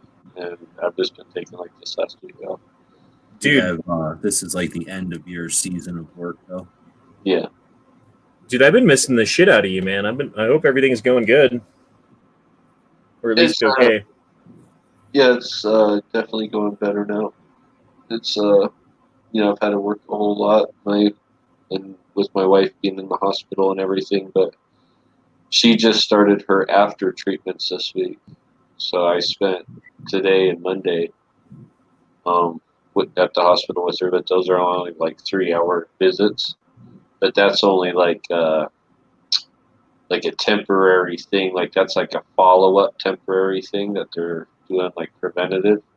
So that's only going to last like another 2 weeks, and then she'll be good again for probably like 6 months or a year, and then they might do it again. But she's like definitely like on the mend. So she's home or no? Oh yeah, she's That's good, man. I don't know, man. I she's just not want to back say to work. I've been thinking about you and all that, and like I've been sending you links and trying to get you on chats and stuff. And I understand you've been busy, but I've been working like no, I totally understand, dude. I'm not mad at you at all or anything. Don't take that like that. But I've had, dude, like like $200,000 in, like it is just to keep afloat and like medical bills and just and then without her working, it was like like I've had to just do nothing but sleep and work, dude, and make money. That's it. yeah. How does that work? Is it like insurance or what? Well, insurance, like that's what it is after insurance. Like the bill, like it was well over $1 million. So that much time, like in the hospital, And then they just put that on like some sort of payment plan loan type of thing. You start paying it off. Yep. So Better than the alternative, I guess. At least we're bitching and moaning about everything. At least we live in a world where it's possible to do something. So how much are the payments? $400 a month. That's not that bad. I mean, So Hey, how man. many decades does it take to pay off that with $400 a month? for the rest of my life, but no, I've been paying a lot on it because the more I pay it down, just the more I can get back on track on my goals. And so I sold some guns and stuff, and I took actually your guys' advice and try to settle with a large sum, and then I worked it out to where it's going to end up costing me like basically like 182,000, pretty much. See, dude, I told you, man. Just go in there and be like, "Hey, I don't have the money, but here's what I do have. What can we work out?" And it helped. But they say if I pay on it and I pay like more than half of it, I can file for if I pay on it for I think longer than something like it was either 4 or 5 years, and I as long as I pay off like at least half of it, I can file for a default, and then I can be it can be basically washed. It's not like a medical bankruptcy because I looked into that too. But it sounds better to me that if I just pay on this stuff for 5 years, and if I pay, What is involved in a medical bankruptcy?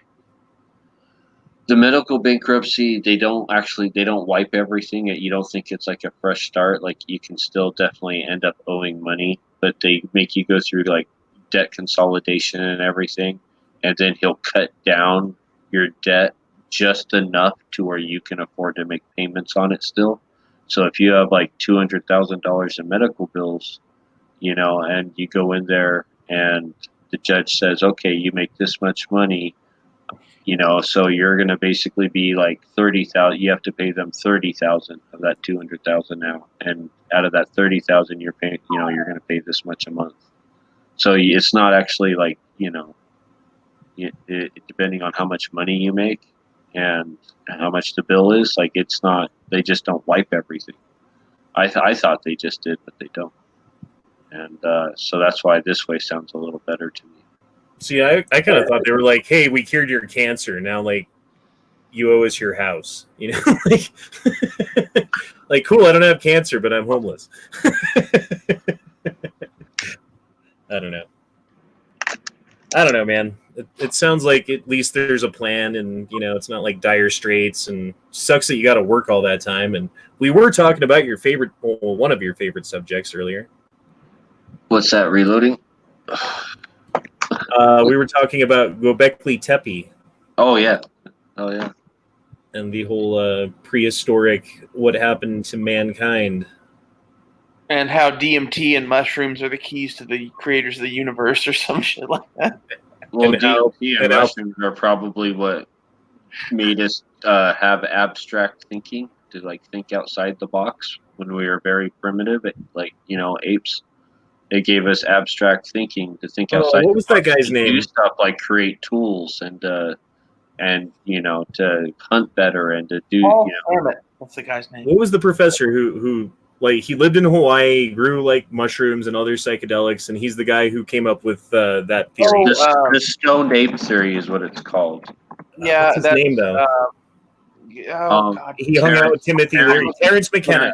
Terrence McKenna. Yeah, that's totally it, dude. I love Terrence McKenna, dude. I spent like a whole month doing nothing but listening to Terrence McKenna. Is he still around, or is he? Where do you find he's him to listen to? Where did you find him to listen to? I've been looking for that shit. YouTube. It's just on YouTube. Yeah. Just search him up on YouTube. There's some, like a couple documentaries and like several interviews that he did before he died, and you can catch them all on YouTube that I've seen anyway. Cool. Maybe not with the algorithm the way it is today. What do you put in there? Stoned ape? Yeah. Stoned ape theory. But look up Terrence McKenna. That's the guy. The idea that mushrooms that go on like poop, basically. Not just mushrooms, but all sorts of plants like lotus flowers, Sure.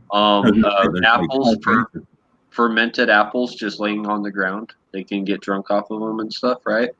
And so that just these different chemicals are what got these apes to have abstract thinking, to think outside the box and start doing stuff like fishing and hunting differently and doing this and that, and then that's how it got the ball rolling. If you look at the difference between humans and apes, that is the difference between humans and apes. Is our ability to think and do those things and solve problems. Well, they see apes though. They see apes doing that right now, now in the wild. They're watching apes do it. They're like a couple million years behind us. So less than that. They watched this one ape get all high on I don't think it was mushrooms, but I think it was something else, right? And he got all high, and he went and he beat this one littler chimp to death with a stick, right? Like a bat, basically, almost to death. And then the rest of all the chimpanzees or whatever got all pissed and ganged up on him and ran him out of their little clique and stuff. And they were like we haven't seen this type of behavior and all that. Yeah, dude, apes are crazy, man. Have you ever seen the ape wars that they do, where one whole gang of apes will they know the difference in size? Well, they naturally just know the difference of numbers, so they'll know that hey, we either outnumbered those apes over there or they outnumber us, and then they'll read the documentaries where they've literally taken over the planet. Well, they'll surround the smaller group, right? They'll outmaneuver them and surround them, and then brutally fucking take one of them at a time and just smash them, dude. And then they take them and eat them too. That's the other thing. That's the whole point is they want meat. They just want meat. So that's the best way to do it. And there's a big old monkey over there. And then they've observed these apes now because of humans. They've observed humans using spears to fish with and shit. So now they're copying the humans without being taught by humans, just by observing humans. They're fishing with spears. No joke. They're fishing with spears right now. And they're doing all sorts of more man-made stuff. And that's not even the little tiny monkeys that live in actual big cities. There's these little monkeys that roam around like stray cats and rats in these big cities, and they do all sorts of crazy stuff. If you look at these drugs and what they do to people, they open your mind to new things, they open your mind to all sorts of shit, and they instill leadership qualities that can allow you to manipulate a group of individuals. And they also deprogram you. So whatever programming has been instilled upon you within whatever society that you're in, you see it for what it is, and you look at things differently. It's I always describe it as being like a bird, man. You're spend your whole time as a squirrel on the ground. Maybe you go to open a tree, but everything you see is from that ground level. And then you do that, and it's you're a bird flying above, and it's the same street, same houses, same cars, but from a different point of view. And then when you land and you're a squirrel again, or whatever, you can remember what it looks like from above, if that makes sense. I'm gonna throw this out there too, because since we're just talking about shit. right, because I recently got sick, right? And I think this kind of is the same thing. Like when I'm sick, I don't know what this ear infection, vertigo bullshit I get is, but I get super dizzy and I just want it to end. Like I Oh just, man, I'm sorry I've had that. So I'm thinking that even if you didn't get like high or euphoric or pleasant, even if you just ate something and you had convulsions and you thought you were going to be done, like you thought you were turning inside out, and then 2 days later you come out of that, and you come out, like when I come out of it, I know I'm not going to die. I know that it's going to end and I just have to deal with it because I ate something bad or whatever happened. But when you come out of that, your appreciation for life and your appreciation for what you've got and your gratitude for that cold ass cave and everything, I think there's something for that too. Like just humans having whatever that brain that allows us to do that. And I'm not saying, oh, I guess I'm just throwing in there that like no matter, even if you weren't euphoric, even if you just got sick and came out of it, I think that's what changes us from monkeys into. Well, there's been a lot of people I've known that have had bad trips that changed their life. Well, also, there's a part of our brain that's pre-wired for religious experience. That's like activated by like certain things or rhythmic drums or like going through ceremonies. Like when you go through that's our survival instinct to basically survive, right? To learn everything we can and survive, to pass that on, so our genes pass on, so we can teach that to our young and they pass, the genes on. So everything to do with that is just really comes down to survival. So that's but it's really going to blow your mind. Just thinking about this: a bunch of stoned apes, right, sitting around, drunk off of fermented apples and high on mushrooms and shit. So what are they naturally going to do? Think about it. They're gonna go. They're gonna go sit in the hot tub, dude, and bright buck, right? So now all these stoned apes are sitting in the hot tub all the time, which is like hot springs, right? And then they lose all their body hair, unlike all the other mammals, right? Except for on top of their head, right? And then that's why our babies aren't like, ape babies, where ape babies can like pretty much like fucking within a month be like climbing trees and shit. Like our babies are like all fucking can't do shit for years. But yet they can be born in water and start swimming right away and shit. And that explains our babies, our no hair. That's called the aquatic ape theory. Yeah, I've heard of that. So what if the stoned ape theory led to the aquatic ape theory because they love just sitting in the hot spring? You're saying, okay, I thought you were saying that whole thing was the aquatic. The aquatic is the whole idea that we come from like dolphins or some shit. But you're saying no, not dolphins. No. We come from monkeys Aquatic to apes. Apes but I'm saying, start spending all their time in the water. Adding this element is all I'm saying. You're adding that element. We're mixing it. I'm mixing it. I like that. I think that has a lot of sense to it. Exactly, like you're finally like, this is interesting, and it's super warm in that hot spring. I'm definitely gonna get in there, especially as you get old. Well, and especially like once it's you and some chick monkey or a bunch of fucking people hanging out in a fucking hot tub. Well, not just hot springs. In the hot summer times, it's probably just regular lakes, right? So hot springs in the winter time. Like if you look in Japan right now, there are monkeys that live in hot springs up in the mountains. Yeah, baboons and shit. Yeah. Well, man was also monkeys. I don't know.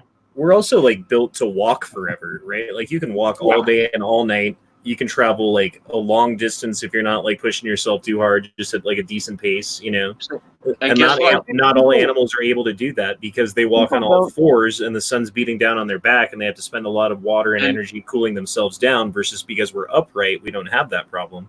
Oh, really? Look at those baboons. So they don't have hair on their ass because they're sitting down in those hot springs all the time, and they don't have a lot of hair on their face. That's like it makes perfect sense. Not why the hair on the ass thing. That's not. I always hate when you go to the zoo and they just turn around, and they just got it like pointed right at you. Like, dude, have you no shame?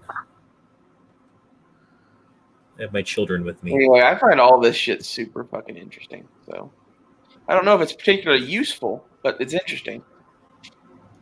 Yeah, I like all that stuff and like the quantum physics and like the theories of multiverse and like it kind of explains like things you can't explain kind of thing because there's definitely like forces sort of like, and matter and like things happen in a way that we can't explain sometimes, Like 500 years ago, everyone would have gone, Well, that's God, and that explains that. And now I feel like we're seeing some of what God actually is, or something, if there is a God.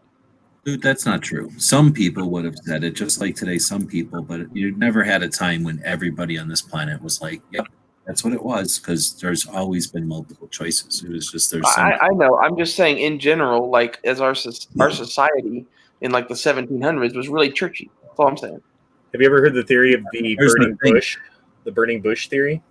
Yeah, that it was acacia and that he was high as fuck on DMT. Yeah, that it made basically like a smoke version of ayahuasca because it was burning with something else. So like that ayahuasca went into the air and then everyone saw God. DMT is very much like THC in that it has to be heat activated in order to be inhaled through the lungs or whatever. So you can just smoke fucking whatever that is and get it too. But like if you chopped it up and ate it, and like ayahuasca, that's a whole different thing because of the stuff they mix it with.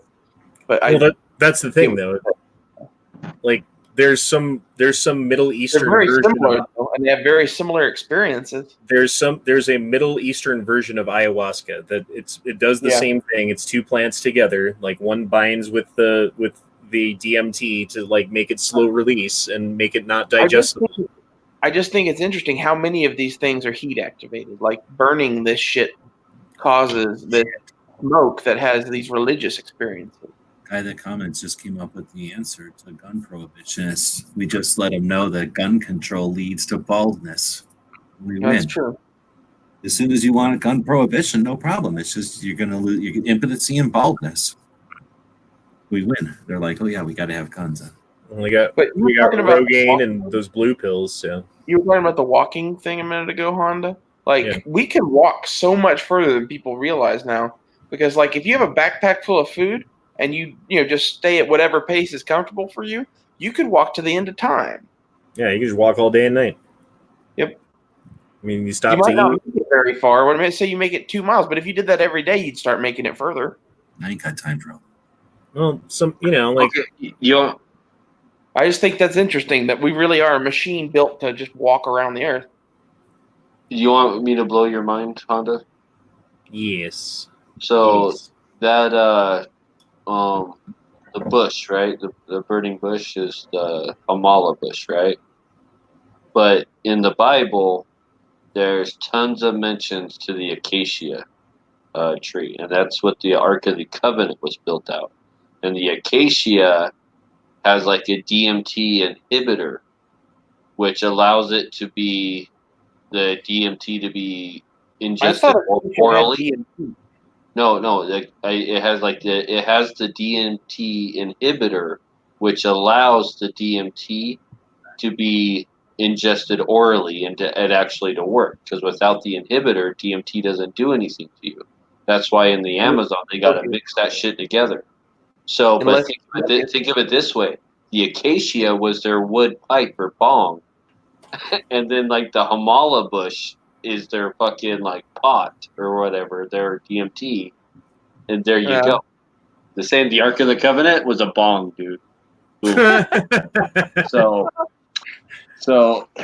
just saying, it all makes sense. I'm not even joking. Look it up. Is it possible that it was a vape pen and that's why they all died because they all got the vape pen lung? Well, they did find the Baghdad battery. Yeah, that's one of those things that, like, if I were in a tribal situation and trying to make electricity, my battery could look a lot like the Baghdad battery. That makes me think that maybe someone was from an advanced civilization or some shit. I like it when they find like rooms full of batteries or watches and like stuff that's inside of rocks, and then they're like, let's just not talk about that part. Yeah, have you seen like the gear that's like inside of a stone, or there's like that people in there. There's like a hammer, like a well like forged steel hammer that's embedded inside of a rock that they like dug out of the ground. But listen, the way those hammers, a bunch of springs and shit, like a mechanism inside of a rock. The way that hammer works though is you could easily have that rock kind of like mold it out or chisel it out to fit that hammer in it, and that you have that bore hole through it. Then you stick the handle in through that hole, and just some old, from the 1600s or something. That's what I think, dude. I don't buy that hammer one bit. What about the gears? Like, there's the one with like the gears and the springs inside of a rock. The spark plug and one's then probably there's- the most interesting. And then there's the other one that's like a giant gear. It looks like one of the gears from like Big Ben or something, you know? Well, if you look at it, like a lot of these things were kind of like spoofs, and they were put up on the internet and all sorts of stuff. But today, when you actually go and try and track down those objects and be like, hey, what museum has them? What institute? Are they at the Smithsonian? Like, they don't exist, right? And like they were, and so a lot of people think they're fakes. But there's one that is like a spark plug that's still in the rock that they actually have, like at the Smithsonian. That's the most, I think, probably like Are you evidence. saying time travelers or something? Dude, it looks just like a fucking spark plug that's embedded in solid stone, and they have it, like the whole stone, everything. Like it's at like a major place. It's not. Well, my thing is, like, how long does it take to form rock? I'm not exactly sure. Like, there are types of millions of years. Millions of years. Rock is just recycled, basically, lava that mixes with elements and stuff and changes. Well, if it was a time traveler or something, then like he obviously got fucked up in some lava or something, didn't they? It's hard to say. I mean, it could it be like formed or poured, like you're saying? Like it looks like it was chipped out of like a geode, from what I remember. Yeah. And I don't know. I think that one's stated to be millions of years old, right? Like 3 million or 2 million years old. So not like super old, but old enough that if something did exist, like right now, if we all went extinct, what would be left of us in 2 or 3 million years? Seriously. The pyramids probably won't even be here in 2 or 3 million years. Like nothing. So it's not. I'm sorry, it's not like a modern spark plug. It's like some ancient thing that you think is a spark plug. Well, it's some sort of battery probe. It looks like how a spark plug's designed with porcelain and a metal electrode in the middle of it. Yeah. But what I'm saying is, like, I thought you were saying like people are traveling through time or some shit. I'm like, how do you get to that? And I get you what you're saying now. You're talking about like the old civilization, like. There could have been someone here a billion years ago, and they would have been completely wiped out and destroyed. Yeah, everything. There's no steel. And look at how cars rust just sitting outside after 50 years, right? Dude, you can leave a piece of steel outside for 1,000 years, and it will not be there at the end of that, probably. Yeah, exactly. I mean, so just think of and then think about just the elements and natural disasters and people coming along and saying, "Hey, that's metal, and I don't have to dig it up." I can exactly. Yeah. So that's the Casso artifact. It was found by a rock hunter in 1961. Yeah. Purportedly, it's a 500,000-year-old geode. It was thought to look like a spark plug and cause speculation about advanced prehistoric technology. It was actually identified as a 1920s Champion brand spark plug. Oh, shit. The geode was a concentration composed of iron derived from the rusting spark plug. The trained geologist who dated the geode was never located. Oh, so a geode can form in 1920s in 40 years is what they're saying. Is that geode grew around that spark plug in just 40 years? That's what I'm saying. I think rock can actually grow much faster than what you're saying, because like I've seen. Well, crystals, if you think about when you were in school and you grew the crystals in the jar, right? Yeah, crystals and limestone and sandstone in particular all form very, very fast. So it depends on what kind of rock we're talking about. Well, I remember we filled a whole jar of crystals in just like a couple weeks. So but then there's shit like this. Like here's like a stone with a human-looking footprint in it. Like, is that real? There's more than one. Over and over and over until it wears that footprint. How do you think that they did practical jokes back in like the fucking day, dude? Like 10,000 years ago. I'm gonna carve this foot into this rock and tell them a giant is around here. Ha ha. Or how do you keep the kids from going down this thing where they keep going down and not coming back? Well, the fact that it's on like a wall makes me think someone just carved it in there. But like, there's ones that are like more like the size of a human foot that are like It's a marking for mud. a footpath. For a footpath, it tells you this is the path or this is the way. It's like a Native That's American right. marking or something, and Yeah, they make it bigger than a normal foot, so it stands out, so you see it, and you know, okay, I'm going the right I way. would actually bet that is correct. What is No, that I don't show where they go and they see the stuff from like a little miniature golf, and they're like, and these are the gods of the past. So here's this one. This is dinosaur footprints in a mud bed that That's in got Arizona. fossilized in Texas. We That got has that in Arizona too. I've seen that kind of stuff. and it has human-looking footprints in the same fossilized footbed, and they don't know what Well, made them. we don't have that. We have dinosaur ones for sure. But that has to go along with the idea that something hit us, and in weeks or days or hours or some shit, everything died. Because how the hell else do you get a bunch of footprints sticking in mud? Well, it's totally possible that we did live with dinosaurs. I mean, what about the dinosaur hoax that dinosaurs are fake, and if they're not fake, that they're they were the dragons of old. You know, they used to dig up people's dead bodies to take pictures of them. We didn't have to live with them, though. They could have dug up a dinosaur. More than likely, there were dinosaur things laying around, right? Like something happened in the land. Well, there definitely were. Like back in ancient Greece, they used to have heroes' bones on display, like the bones of Achilles or the bones of Hercules, and it was like a mammoth skull with a bunch of mammoth bones or dinosaur bones thrown in and arranged in a fashion that was human. Now, maybe the Chinese did, but really up until the 1800s, when like paleontology became a thing, most people couldn't identify fossilized bone from rock because the dinosaurs are so old, it's not bone anymore. It's like calcium and mineral deposits that you're looking at, not actual bone, right?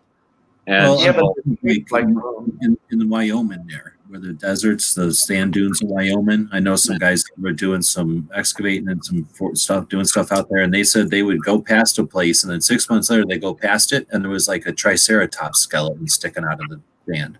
So like things can happen where next season something melts or a rock slide happens. Wind can move so much earth, people don't believe how much earth. Right.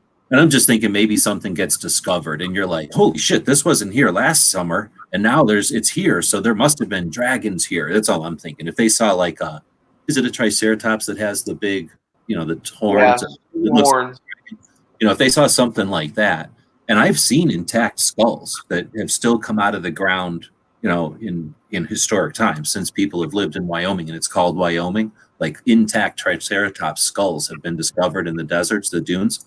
So if that can happen now, it had to happen with much more frequency back in the old days. That's all I'm thinking. And like you say, they probably dragged those skeletons somewhere and they probably fell apart because they weren't putting them in a museum. They were just putting them somewhere and worshiping the shit out of them, right? Well, they definitely were hauling those skeletons and shit around. I've heard multiple accounts of this from ancient Greece in particular, that like they thought cyclopses were mammoth skulls or something like that.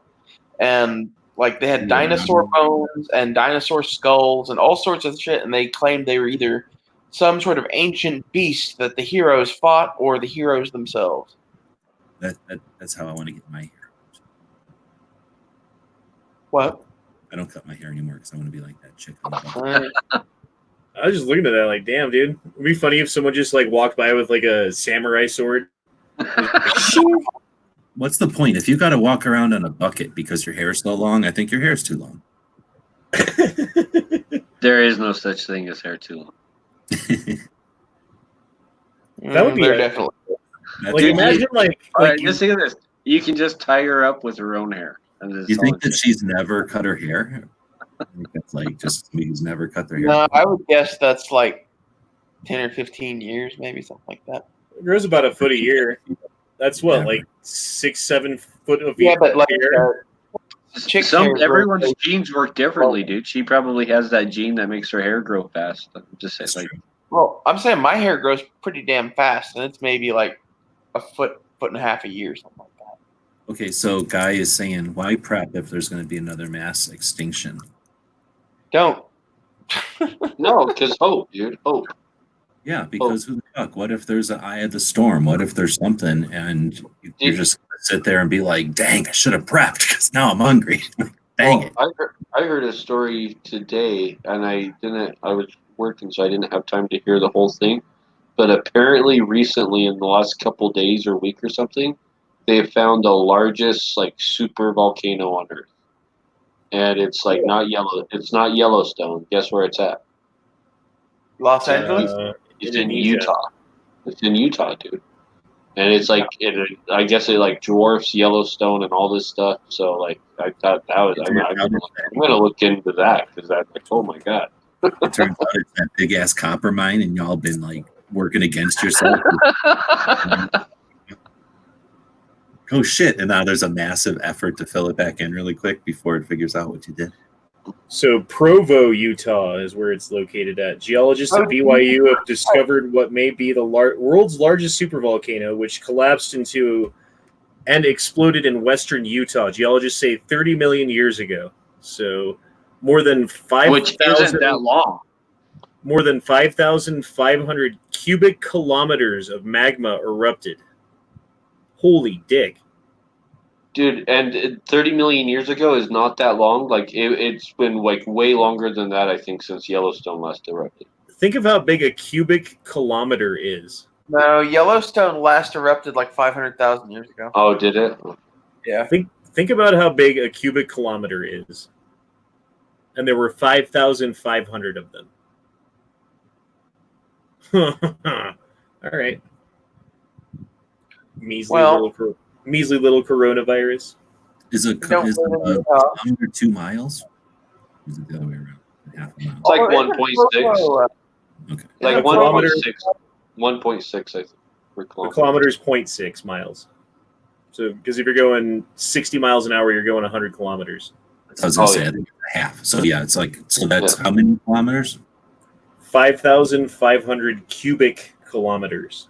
So that's 1 kilometer by 1 kilometer by 1 kilometer. So that's a half a mile by half a mile by half a mile of solid stuff. Like 6/10 of a mile by 6/10 of a mile by 6/10 of a little bit more than that. Yeah, okay. All right. But yeah, that's a lot. Times 5,500. Are you saying 5,000 of them, or it was 5,000 times bigger than that? It was 5,500 of those. In one eruption. All right. When's it going to go off next? Yeah, I don't know. They just found it. Like I don't even know. It's been under our nose the whole time. This explains so much. That explains that proves why the Mormons are right and they moved to the right place too. Oh, great. They're saying it could be 500,000 years from now, or it could be a week from Tuesday. But according to the USGS, the United States Geological Survey, it is going to blow. It could be when? When's the time frame? Next Tuesday to 500,000 years from now. Oh, shit. So it's basically like Mexico City. Isn't that the same situation? Like they could at any time have it go off? Well, Mexico City sits on top of a Has lake. gone off. And Mexico City went afraid off of- in the 80s, didn't it? What they're afraid of is because it's right next to a volcano, is if there's a big earthquake, because it's sitting on top of an underground lake, it will liquefy the surface and the whole city will sink beneath the surface. Okay, well that's additional. I'm just saying, as far as the doom of like, there's a volcano that's kind of ticking right next to the city. That's all I'm getting at. Is like they know that it's a ticking time bomb, right? Yeah, I think it's a little funny that isn't Provo, Utah, where Nut and Fancy built his bunker, and Yep. now it's a giant super volcano. Close to in Sunset, like close to Provo. Is Provo one of the what trying to say suburbs of Salt Lake City? No, Yes, I believe it. it's around the point of the mountain, so it's not considered one of the connecting cities. Yeah, but if you're in Arizona, you would say it's by Salt Lake City, probably. Yeah. Right? Yeah. It's not like halfway down the state. It's like an hour away from Salt Lake. Yeah, that's. Is this going north by the museum? South the other way. Oh, so by North American Arms and Like after Cabela's. North American Arms is in Yeah, Provo. yeah. Oh yeah, okay, so I know where that's at. It's basically it is. It's BYU, yeah. It's right It's where definitely it's just south fucking Salt Lake City, in my opinion. You don't leave city ever. You're in it the whole time you get to there. But anyway, that's interesting. So yeah, definitely buy a bunch of North American arms if they're going to be sacrificed into the volcano. I'm sorry, North American arms. Jaboom be praised. So you're saying, I'll let you know that the hidden fact of the government is that the dinosaurs never died. They just went into space. So that would be Hey, that's interesting. my theory. I'm the one who said that the dinosaurs left and that they're going to come back in their spaceship one day. And that's why we need 458 SOCOM for when the T-Rexes come back. When Jurassic World came out a few years ago, it was like a 444 Marlin lever gun, and I went out and carved a fucking dinosaur track in the fucking yard and put the 45-7 or 444 next to it. It was like, it's time to dinosaur hunt. It's one of my favorite pictures.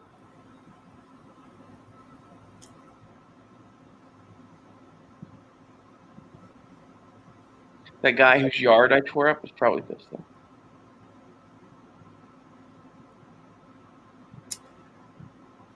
It's too bad about that spark plug. That was really open. Yeah, I'd never heard that before. I've heard like 10 different stories mention that spark plug. It makes not sense one of them. that a geode forms that fast because geodes are crystals and crystals form. I didn't even think that it was. I couldn't remember what kind of rock it was in, but I didn't even think about that. All those times I watched that, I thought like, "Fuck, that formed in rock. That must have took millions of years, right?" But I didn't even think like, "Oh, it's fucking geode. It could probably grow in like weeks."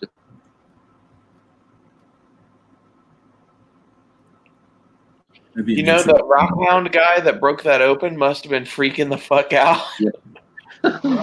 Dude, there's a geobed here that you can go out and you pay like $6, but you can basically like mine your own geodes. And I need to learn how to grow some stuff like that and just go out there and plant some geodes. Oh, yeah, yeah, with all sorts of crazy stuff inside of them. I'm not even joking. It's like it's a thing a lot of people do here, dude. Is go to the it's called like the Dugway geobed, and yeah. But just go pay to go out there and then like just slyly add one, you know. That's what I'm doing. I'm gonna add a bunch. I'm gonna fill them up with all sorts of stuff. Look, they had 50 BMG back in 2 million years ago. They had frag grenades. We found the World War II section. Have you ever seen the pictures of the Egyptian temple wall that's got all like the hieroglyphics of like spaceships and stuff looking on it? A helicopter, a boat, and then what looks to be like some kind of like spaceship. Between that stuff and the Vimanas, all the stories of like the flying machines and shit the Indians tell, like the dot Indians, not the feather Indians. I like how you made that distinction. Well, for informational purposes, India is one of the oldest civilizations on planet Earth, and in their religious texts, they have the Vimanas, which are these stories that read like fucking Buck Rogers and shit about space people duking it out over their country and shit. And some of those are said to be true, and some of those are said to be not true. And who really knows? Like, could that have been based on truth? Were there people in some sort of machines fighting in the skies over fucking ancient India? I don't know. And then there's these like ancient plane-looking things from South America. Yeah, and like the theory is, I think that the craft they described are driven by Mercury or something, and that's very similar to some of the shit the Nazis were playing with. Then there's that's actually being played with still today, because you can find YouTube videos of like actual like Stanford and UCLA like physics professors and stuff. Oh, I can guarantee you they are. I'm just saying they use a magnetic field with the mercury. And the mercury levitates. Research on making a flying vehicle using heated mercury or something like that, or electrified. It'll levitate under a magnetic field. Yeah. Yeah. It's like a magnet. Like you get stuff to like levitate with a magnet. Like spinning mercury will do the same thing, but even with more force or something. So if you take something like a mercury, something that's liquid, or a metal, something that's magnetic at room temperature, and then you froze it, right? Or you did something to it to create a solid state, and then you geoded it, right? Like we were just talking about with the spark plug. So now it's got a rock shell that is in effect everywhere because you coated it and it created around it. So it's completely inside the metal fluid is completely inside the rock. And now you use some sort of science magic, and all of a sudden that flux of magnetic fluid in there can levitate, just like the snow speeder or the speeder things on Star Wars, where it seems like they don't even need to turn it on. It just everything hovers, right? Hover tech, just like it has anti-gravity. So what if they discover that like spinning metal in a vortex in a funnel shape instead of a cylinder, like creates anti-gravity effect, and all they got to do is freeze a liquid metal in a piece of rock and create a rock around it or create metal around it or something, so that it basically is like a thermos, like it's not going to break. And it's as simple as creating ice packs like that. And all of a sudden everything, from hand trucks to cars to battleships to everything is all of a sudden levitated with no friction. All of a sudden, the world would change, right? And it would be like the easiest thing in the world. And it would turn out like, oh, all you got to do is like take this metal, which is magnetic, and do this to it, and then let it sit in this vat overnight or times 2 weeks. And now you've got the thing, and like peasants can do it, like you don't even need tech to do this. Like, what if we figure that kind of shit out? And that's the sort of thing that, if that was true or whatever, would explain some of the megalithic stone architecture, because the ability maybe you need a big ass pyramid for it to react with, or maybe there has to be a liquid metal flowing on the outside of that pyramid through some shit, right?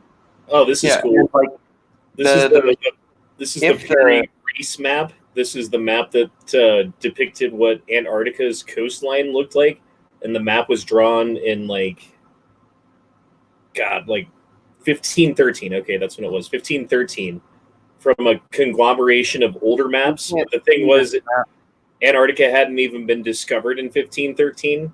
So the fact that there's a map with the coastline of Antarctica drawn exactly as it is, and I don't know, he just wanted a whole map of the whole world. So he Peary Reese map. Yep. Yeah. And if you look, the Bimini Road in the Bahamas is on that map. There's a whole bunch of weird stuff that's on that map that is really, really fucking old. Yeah, because here's Africa, right? Here's the Americas. Some of the maps that map was based on are lost to history. So that map is like the one that we have that was based on the real map. Do you imagine if we had the real map?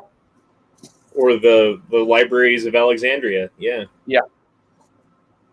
That would be crazier, I think, because I'm sure there's a lot more.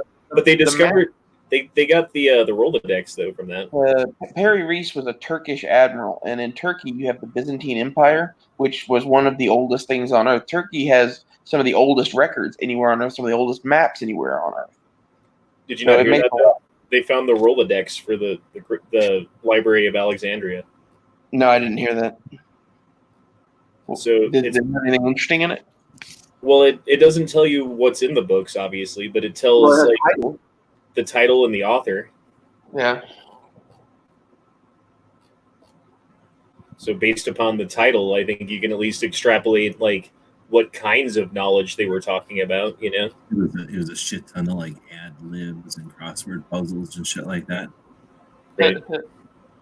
I bet there was some of that.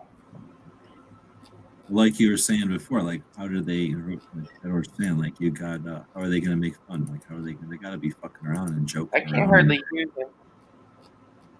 Your mic okay? Yeah. How do they fuck around? They got to joke around or whatever, and we take everything literally, and they're back there fucking with each other or whatever. Yeah. All right, fellas. Well, I got to go to bed. I got to wake up in 6.5 hours. You got to go catch a boat. No, wait. Swine flu? No. Avian? No. Bat soup flu. Sorry. Light beer flu. You got to go get that one. Yep. Got to go. Don't forget. Actually, I'm going to go see how slow it is. Because the other thing, you might be lucking out because, like you say, people are going to decide, and you're going to end up having to be in crossfire or whatever it would be called. I don't know, man. If it's slow enough, I'm gonna just start looking for a new job right away before it's hey, we're closing down, because it could happen. I'm not saying it's going to, but I definitely think it's probably going to. Well, how much would you be making similar money at the lawn thing you were talking about? If I worked a lot more, yeah. That sucks. Yeah. But I mean, at least it would be like something, you know. It's better than sitting on my hands waiting for, you know, for the money to run out. Then I got to start selling guns and shit. You know, I don't want to do that. I'd rather mow some lawns if I have to. Anyway, I got to go. I'll talk to you guys later. Yeah, thanks for hanging out. Yep. I understand. Yep. It was good talking to you, Dead Horse Man. Hey, we need to talk sometime because I want to send you some bullets to try to reload.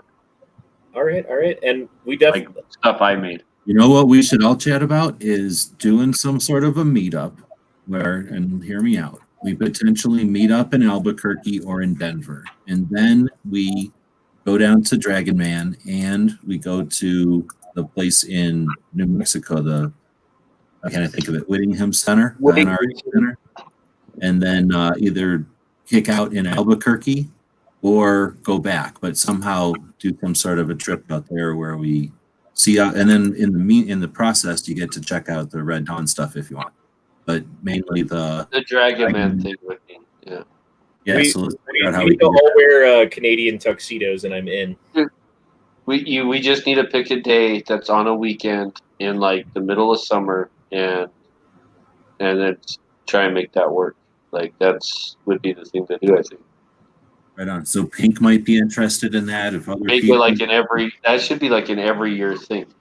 well, that's what I'm saying. We don't have the gun channels anymore, so you know that's a good thing and a bad thing. But we definitely don't need to suffer. So you know, from the lack of having that as a resource for getting things together like this. But like I say, Pink's out down for travel, and sometimes he might be interested. Travis isn't that far away. Gary Foose is is over in Arkansas. What? Foose is in Arkansas. There's all sorts of people in Texas. Yeah, exactly. And if people wanted to make a bit of a drive, really, yeah, exactly. It's not that far from Texas or, I don't know, Oregon. Anyway, yeah, let's see if we can't figure out when would be a good time. I'm just glad that the one of the biggest gun attractions in America is an hour and a half away from my house. Same here. Everyone well, actually, mine's like 15 minutes away from my house. Let's So see. Honda, What's up? Honda, before you go, I gotta tell you something, man. So right now, you can speed and drive as fast as you want. Just make sure you're wearing one of those little coronavirus masks and write on a piece of paper, "I have coronavirus." So when you get pulled over, you just hold that. You just hold that up to the window for the police officer, and you'll get out of every ticket. You can drive as fast they'll as you follow me want. to Right? the hospital, though. I bet No, dude. They want nothing to do with you, dude. You get it. They say go. Yep. What if you write on there, I'm a sovereign citizen with I'm a sovereign citizen with coronavirus. There's no And I- put you and I'm down, dude. They just shoot you and say gun, gun, gun. Gun. You drew a God, picture of a gun. Meme. Right on, man. And hopefully you can make a frog chat at some point or something, man. Be cool to I have you should be again. able, dude. I should totally be able to now. Podcasts are taking a time.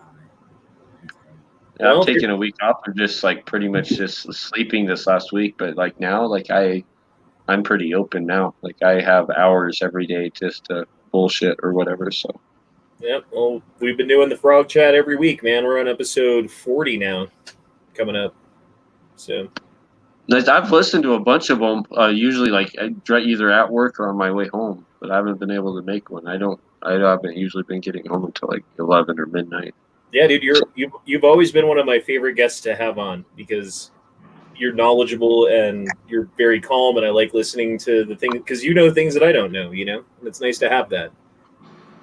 And you're not like that one dude. What's his name, Magho, who just like thinks that aliens are coming in or whatever. I don't know. The What do you think? reptilians. It's the reptilians.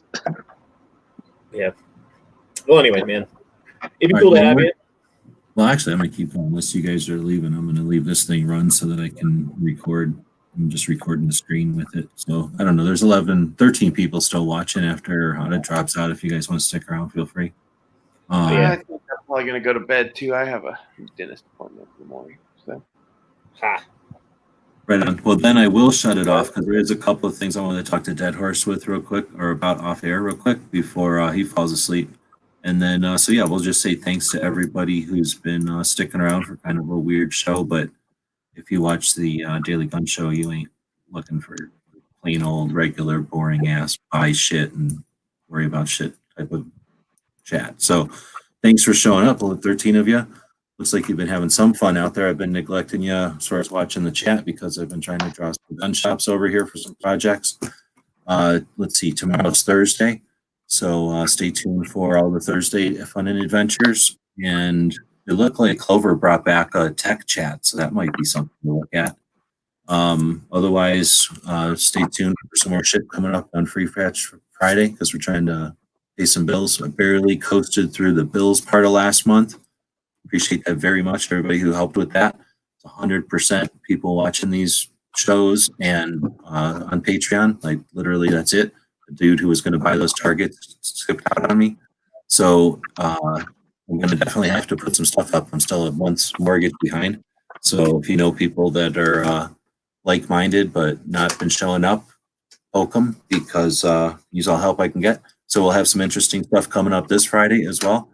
And until then, thanks for listening. We'll be back to pick you up later or whatever. You guys don't need to plug anything.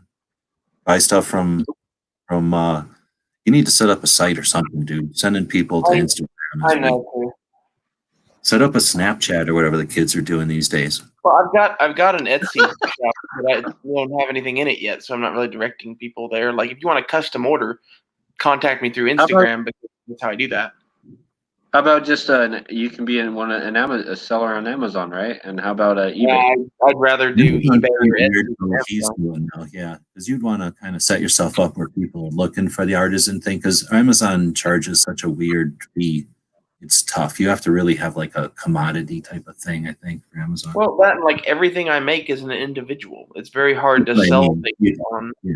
It would be different than their model, where the Etsy model is like more like a eBay auction. Each item is special. If you look for me on Etsy, it's Klein Knives on Etsy. It's there. The shop's set up. It just doesn't have anything in it yet. I'm actually going to make a batch of nunchucks and throw them up on there. So they're going to be cheap too, like $25-$30, something like that. Are we talking wood? Yeah, probably oak with like the ones that I made with the flame pattern on them, like a muzzle loading rifle ramrod. You seen like the spiral? No, I know what you're talking about. Yeah. No, that would look. There's actually a set from back in the day that is that style, but I thought it was. I don't know what. I've got them somewhere. What you're talking about. But yeah, I think that'd be neat because those ones that dude makes in Arizona are neat, but metal chucks are like for movies and. Well, I looked into how they were made, and I can make nunchucks super fucking easy. And like I made a couple sets for me just to see if they would be cool and whatever. And I put it away, and then I saw your nunchuck video, and I was like, I should get that back out because I could knock out like a dozen sets of those pretty quick, and they're kind of cool. And especially like the long ones I made some that were 18 inches, just trying to figure out how long I was going to make them. And at 18 inches, they crushed a Coke can like it got hit by a 357 or some shit like that. Like it was nuts. Inches, you make it into 3 sectional staffs. Those were usually longer wooden. Yeah. Sections. Well, like the 18 inches was too long. I cut 6 inches off of that to 12 inches, and I think that's about right. I might go a little longer. Yeah, because you can't really swing them when they're super long. Yeah. You can get a chain that's long, but a stick just doesn't swing. That's something about the phone. And then that's the other thing is they'll usually put a super long chain when they're long, and then it just gets weird. I've never liked those, but I've never had any formal instruction. I just spin stuff around, so I don't know shit. Yeah, I don't know much about them. I've watched videos about nunchucks and how to use them just to know how to make them, because like I didn't know like how far apart to put the chucks on the rope, and I found that pretty quick on YouTube. Someone go and do it like the width of your hand, and I found that in real life you have them tuned to your hand. So if you're going to do them like some kind of legit chuck, what would you call it? Like a chuck smith? You're going to become like a legit chuck smith. Then you're going to need people to give you some kind of a hand measurement. Because they're supposed to be measurement. Paracord. The one I did was paracord with a knot in it, so I could leave them long, and people could adjust it to their hand if they want. Yeah, it's like some hat that anybody can wear, and then you can leave it around for some. Man, you're really quiet. Really? You keep getting super quiet. I wonder if that's Like- is that different from me putting the Yeah, microphone. now I can hear you. Okay, because I had the mic like way above me, and I guess when I turned from it, maybe. But anyway, thanks for telling me because I wouldn't know. Anyway, yeah, they're just supposed to be whatever distance. So if you make them adjustable, that's just like making a one size fits all versus some sort of like you give me the size of your hand and I'll cut these for you. That's all. Yeah. I could do that either way, you know. I just think that'd be neat because if somebody's buying chucks, they're going to go to some place, right, and buy them like for $15, or they probably want. That's the thing is, I can make like a legit weapon for a price I think people would pay, and they're when not. you're either buying them to play around with or to have like something that's neat, and you might as well get something that's made out of real wood to be neat. And like you said, it's going to cost you like $25 instead of $15. Like, who cares? Yeah. Anyway, yeah, I think that'd be a neat thing. And but I was going to do paracord. Look around, like watch a few movies that are about chucks. Like go figure out what the best chuck movies are. Because the other frustrating part is listening to that guy talk about chucks, and he's never even watched like a Bruce Lee movie. What the fuck, dude? Well, see, I've never watched a Bruce Lee movie. I'm not really that into chucks. I just saw the Arizona nunchuck law and had seen you with chucks. I was like, I'll try to make a set. That ought to be a fun project for an hour. And it took me like about 30 minutes to make a pretty decent set of chucks, and then maybe another hour or so to get like a, start tuning it and making like different lengths and stuff like that. Right. Because I didn't know anything about them other than like it's 2 sticks and a string. So like the measurements and shit are all kind of critical, I think. No, there's a lot to them. Yeah, that's all I'm saying is watch a movie or whatever, because that's what makes you different between somebody who's. The thing I thought was cool though is I heard Bruce Lee's colors are black and yellow, and that flame pattern I'm doing on the wood with the beeswax looks kind of black and yellow. So that's kind of neat. Yeah, but it's not like the black and yellow is from the Game black of and Death. yellow is from the movie Game of Death. Yeah. But it's not like black and yellow like the football team. It's like a specific yellow with a black stripe that the jumpsuit he was wearing. So it's not like just black and yellow means Bruce Lee. It's like, that's what I'm saying. And that's the difference. Like if somebody made a set of chucks and they were like, here, we made it in a yellow and blue theme and it's Bruce Lee. You're going to look at it and be like, okay, you just sold me a 1911 and said Rambo. Like, okay, Yeah. I guess, but you know what I mean? Like, so by watching a few movies, you could be like, here's the chucks from, for example, what's that movie? What's it called? Dreamscape. You put the chucks American from Ninja. Dreamscape. Well, okay, Well, see, yeah. like, But no, my I'm thought saying about that, this was go just watch to it. have Have you seen Dreamscape? Oh Have you seen the movie Dreamscape before? no. It's about going into your dreams, and it's like Freddy Krueger, except it was before Freddy Krueger, and it's way better. So you go into your dreams and you fight, but this guy fights with chucks that have big maces on the end, and they're like metal. They're totally fake and they're cheesy. But if you made a set, Kind of like the mace or whatever that guy had made. no, well, yes and no. Like in a way, that guy made them, but since he's never seen that movie, he doesn't even know he made them. But if he would have watched that movie and he could tell people these are like the chucks from Dreamscape, then he would be like, people would be like, oh shit, you're the shit. You know what you're talking about. You know what I mean?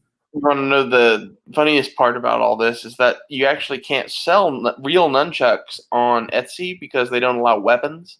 Right. And they kind of leave you a little wiggle room for knives because knives can not be weapons, I guess. Then you say replica. You don't list it as No. I'm selling them as Klein Knives mystical Asian wooden wind chimes, and I'm going to take pictures of them hanging in a garden. There you go. I guarantee you that their algorithm cannot detect that, and no one is going to just report it off of my page. Maybe if I piss somebody off or something, but I doubt it. And if it does happen, I'll come up with Plan B or something. But I thought it was funny that you can't It's a even sell. wind chime in the shape of knives. It's not knives. It's you buy Exactly. each piece individual. Every one makes its own distinct tone. No, you're talking about the chucks though, as wind chimes. Yeah. He's saying like he's going to hang the chucks by Okay. the I thought you were cord. saying that you're hanging knives as wind chimes. Okay, No, yeah, no. the chucks too. Yeah, wood wind chimes. Yeah, there you go. You Is just that hang them over like the thing of a tree on a piece of paracord in the garden and take that picture. Is like you're just Actually, really shitty at making wind chimes.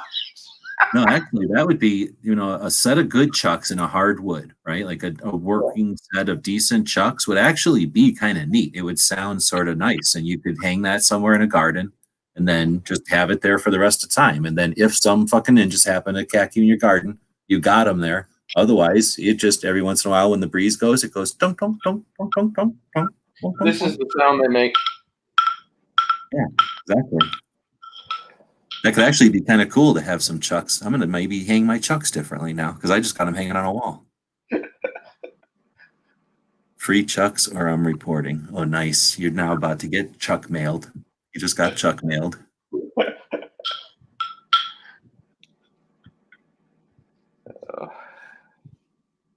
Well, that I figure like at Wanamaker and shit, if I get a table there with a bunch of knives and stuff, having a pile of chucks doesn't hurt me at all because there's enough real estate on the table. So Nobody's gonna buy chuck that Wanamaker. You think anybody's gonna I buy don't chucks? know. There might be some kid there looking for nunchucks, and I'd rather him No, buy a that, set yes. that's real. Yes, but I don't think it sells shit. I definitely agree that there'd be a kid or two in there wants chucks, but not every kid's going to be able to buy them, and there's not going to be that.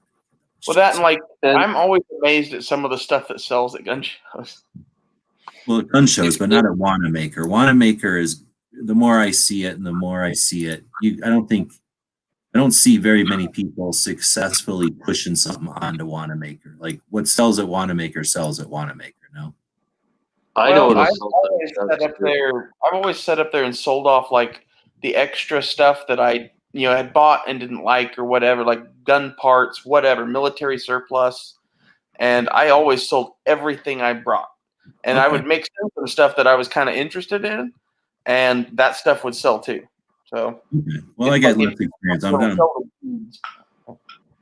My experience is down with Bob down there, and his stuff was downstairs for one, and that's got to make a difference for some people. They just don't have money when they get down there, but or just don't walk down there. But then also, he had mostly Old West stuff, so that probably had some. He was only getting people to look at him that cared about Old West stuff. Well, if you have a whole table of Old West guns, the only people who are going to look at you are people that like Old West guns. But the thing in that building is, everyone in that building likes Old West guns, at least enough to go look at them, if not enough to buy them.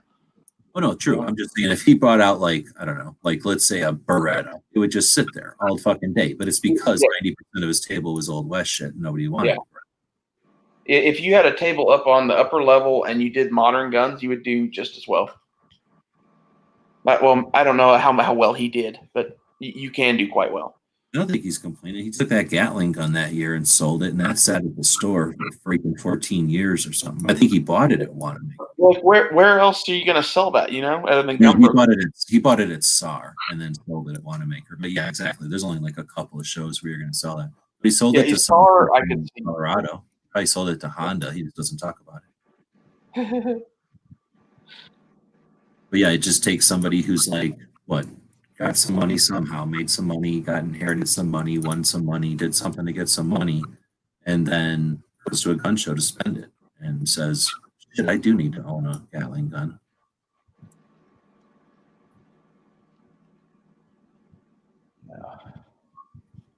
What killed me was the nunchuck hole pattern or whatever you drill into the wood to make you're able to pass the ropes through and shit.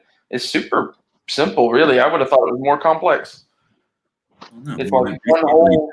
Tools. What? They're just tools, so they're designed to be made and used and repaired. It's like drilling 3 holes basically, and then making sure you don't fuck that up. But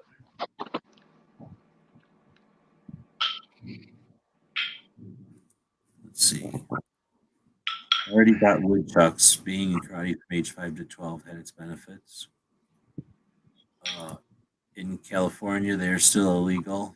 Hell, I think they're a felony. That sucks. And it's because of all the movies there. They're worried about those ninjas. They're in extras, and then they're bored, and they don't get paid, and then they're going to... What kills me is that it's a felony to carry nunchucks in California, but yet you could have a gun, and maybe it's a felony, but it's not as severe of a thing as the nunchuck.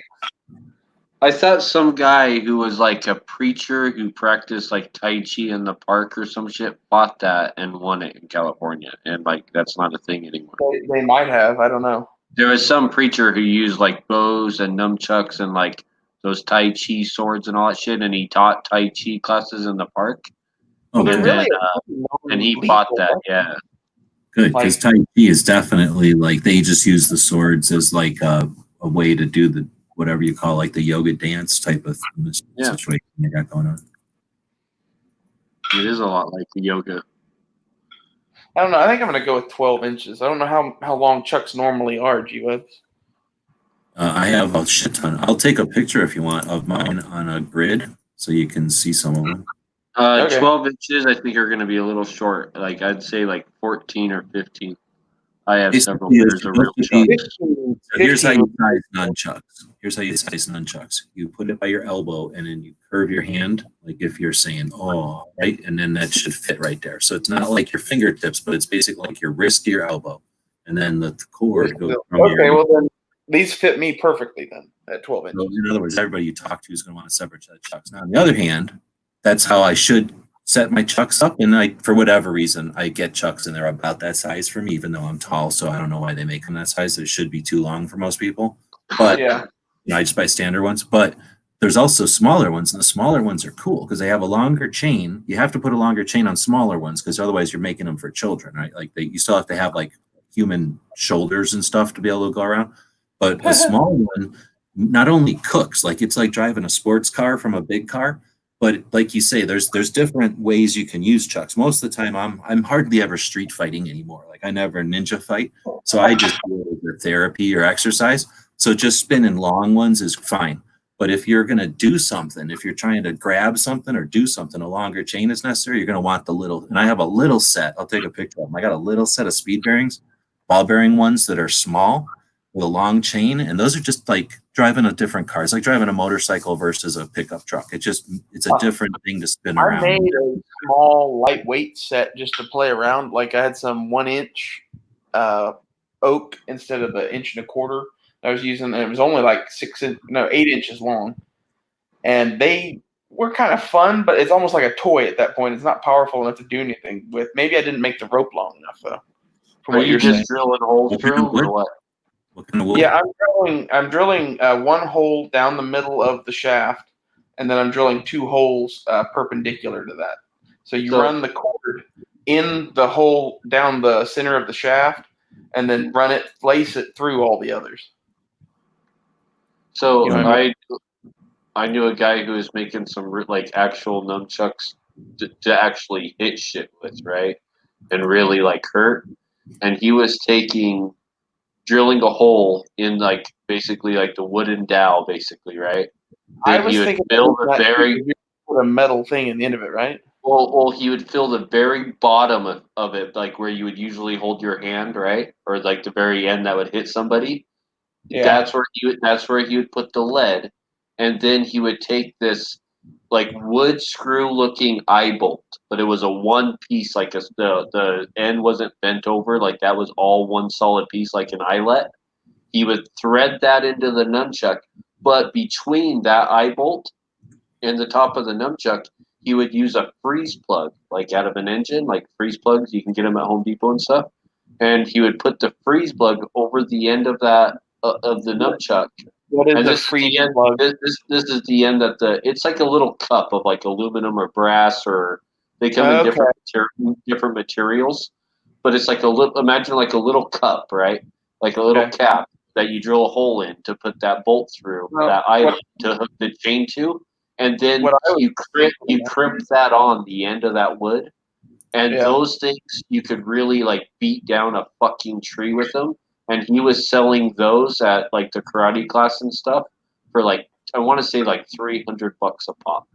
Well, that's Like, what I was going to say. I thought about this stuff, and it would make them all really expensive. And I'm looking for something cheap that people might buy for fun or whatever. But what I was thinking is, if I drilled like a 3/4 inch hole into the wood and drilled it, several inches long, and put a steel rod in there, and then epoxied it in place with the stuff I used to hold knife handles together with, and then maybe sharpened the point of it or just blunted it or did something to the end of it to make it look appealing. I think it would be pretty cool. When you start putting like a piece of rod inside, I don't know, because isn't there something about like because there used to be a thing where you'd take a piece of stick and you'd drill a hole down the end and fill it with lead and then beat the crap out of people with it, and that's like a sap, right? But sap is lead. So I just make sure that you're not getting into that territory. Is all I'd be worried Well, about. I know none of these are illegal to make in Oklahoma. I don't know about everywhere else. And to be truthful, I just don't care about what California's laws are. That's all I was thinking is as you described, like insert in it or whatever. But I know someone that made it was like a tire checker window breaker thing, doing this same thing, and they're selling those. So, I don't know. That was what gave me the idea to do that, though. But I was thinking adding weight to the chucks would only make them more effective. Well, yeah, more- and you gotta spin them around, make sure that the weight's in the right place because it could fuck them up. I guess, but make sure that it's balanced or whatever. Well, if it's in the end by the handle, I think it would be fine, but I might be wrong. Well, that's the thing. It might not be. I don't know. I don't think I've ever used weighted ones. It might not be perfect at the end. It might be better to have it 3/4 the way back for some reason because that's where it's easier to hold it into or something. That's what's going to be in your hand. I don't know. Most of the ways that I use chucks, I use it more like a mace than an actual like Bruce Lee, like doing all the fancy. You don't got to do shit. Just go online, and I'm sure there's got to be YouTube channels on how to spin chucks around. There's But I know how to spin chucks around. That's not what I'm saying. But what I'm saying is, like, my thoughts were always, if you were going to use it, you keep it somewhat concealed. You drop it to the ground, and then you smack someone in the head with it as hard as you can.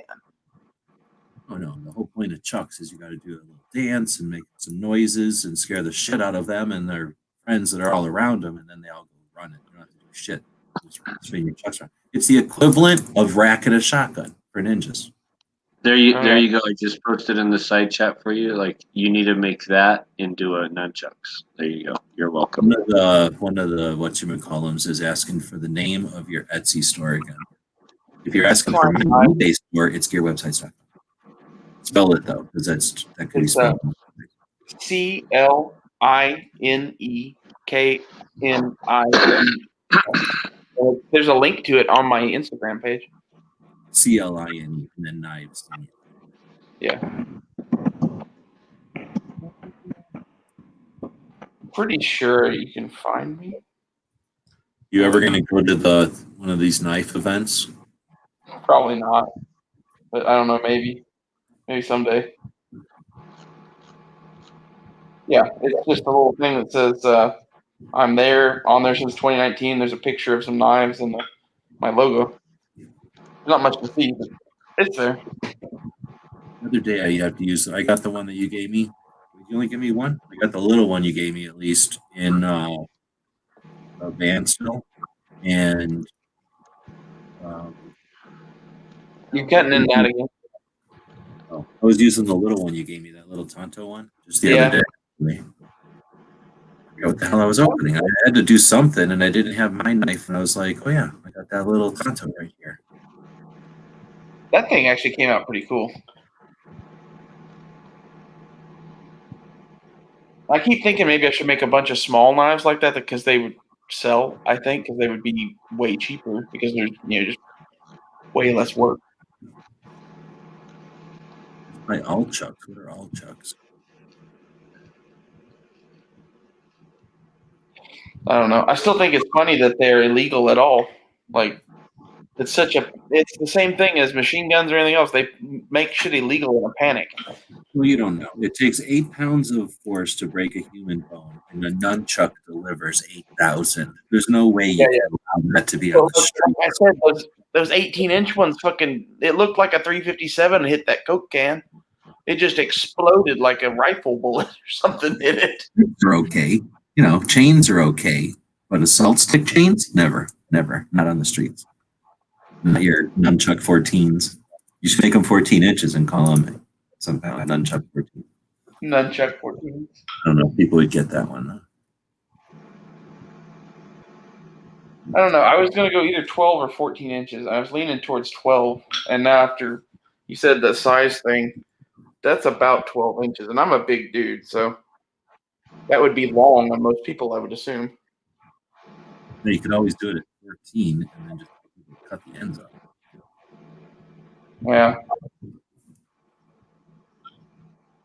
Technically, you could size them to people, but you'd have to, give them the order maybe.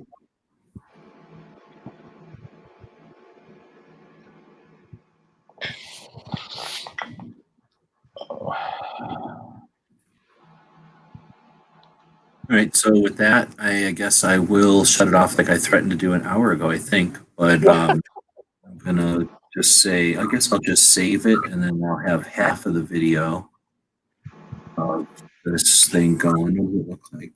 Can you even see it? Sometimes you can't even see them when they're on this big. I'm saving it. This is like a I should say if I can't move my shit until things done saving here. It's so big that it's still like saving on this. Okay. This is a regular sized piece of paper. So for whatever reason, I'm making this incredibly massive, huge. I don't know why. I just started doing it that way. But yeah, you can barely even see the lines because it's so big. But anyway, with that, I will shut it down. So thanks everybody for jumping in, for seeing about the Nunchuck 14s. So we'll be back to pick you up later. I'll jump out of here, Dead Horse. Nope, I'm here. I want to end broadcast.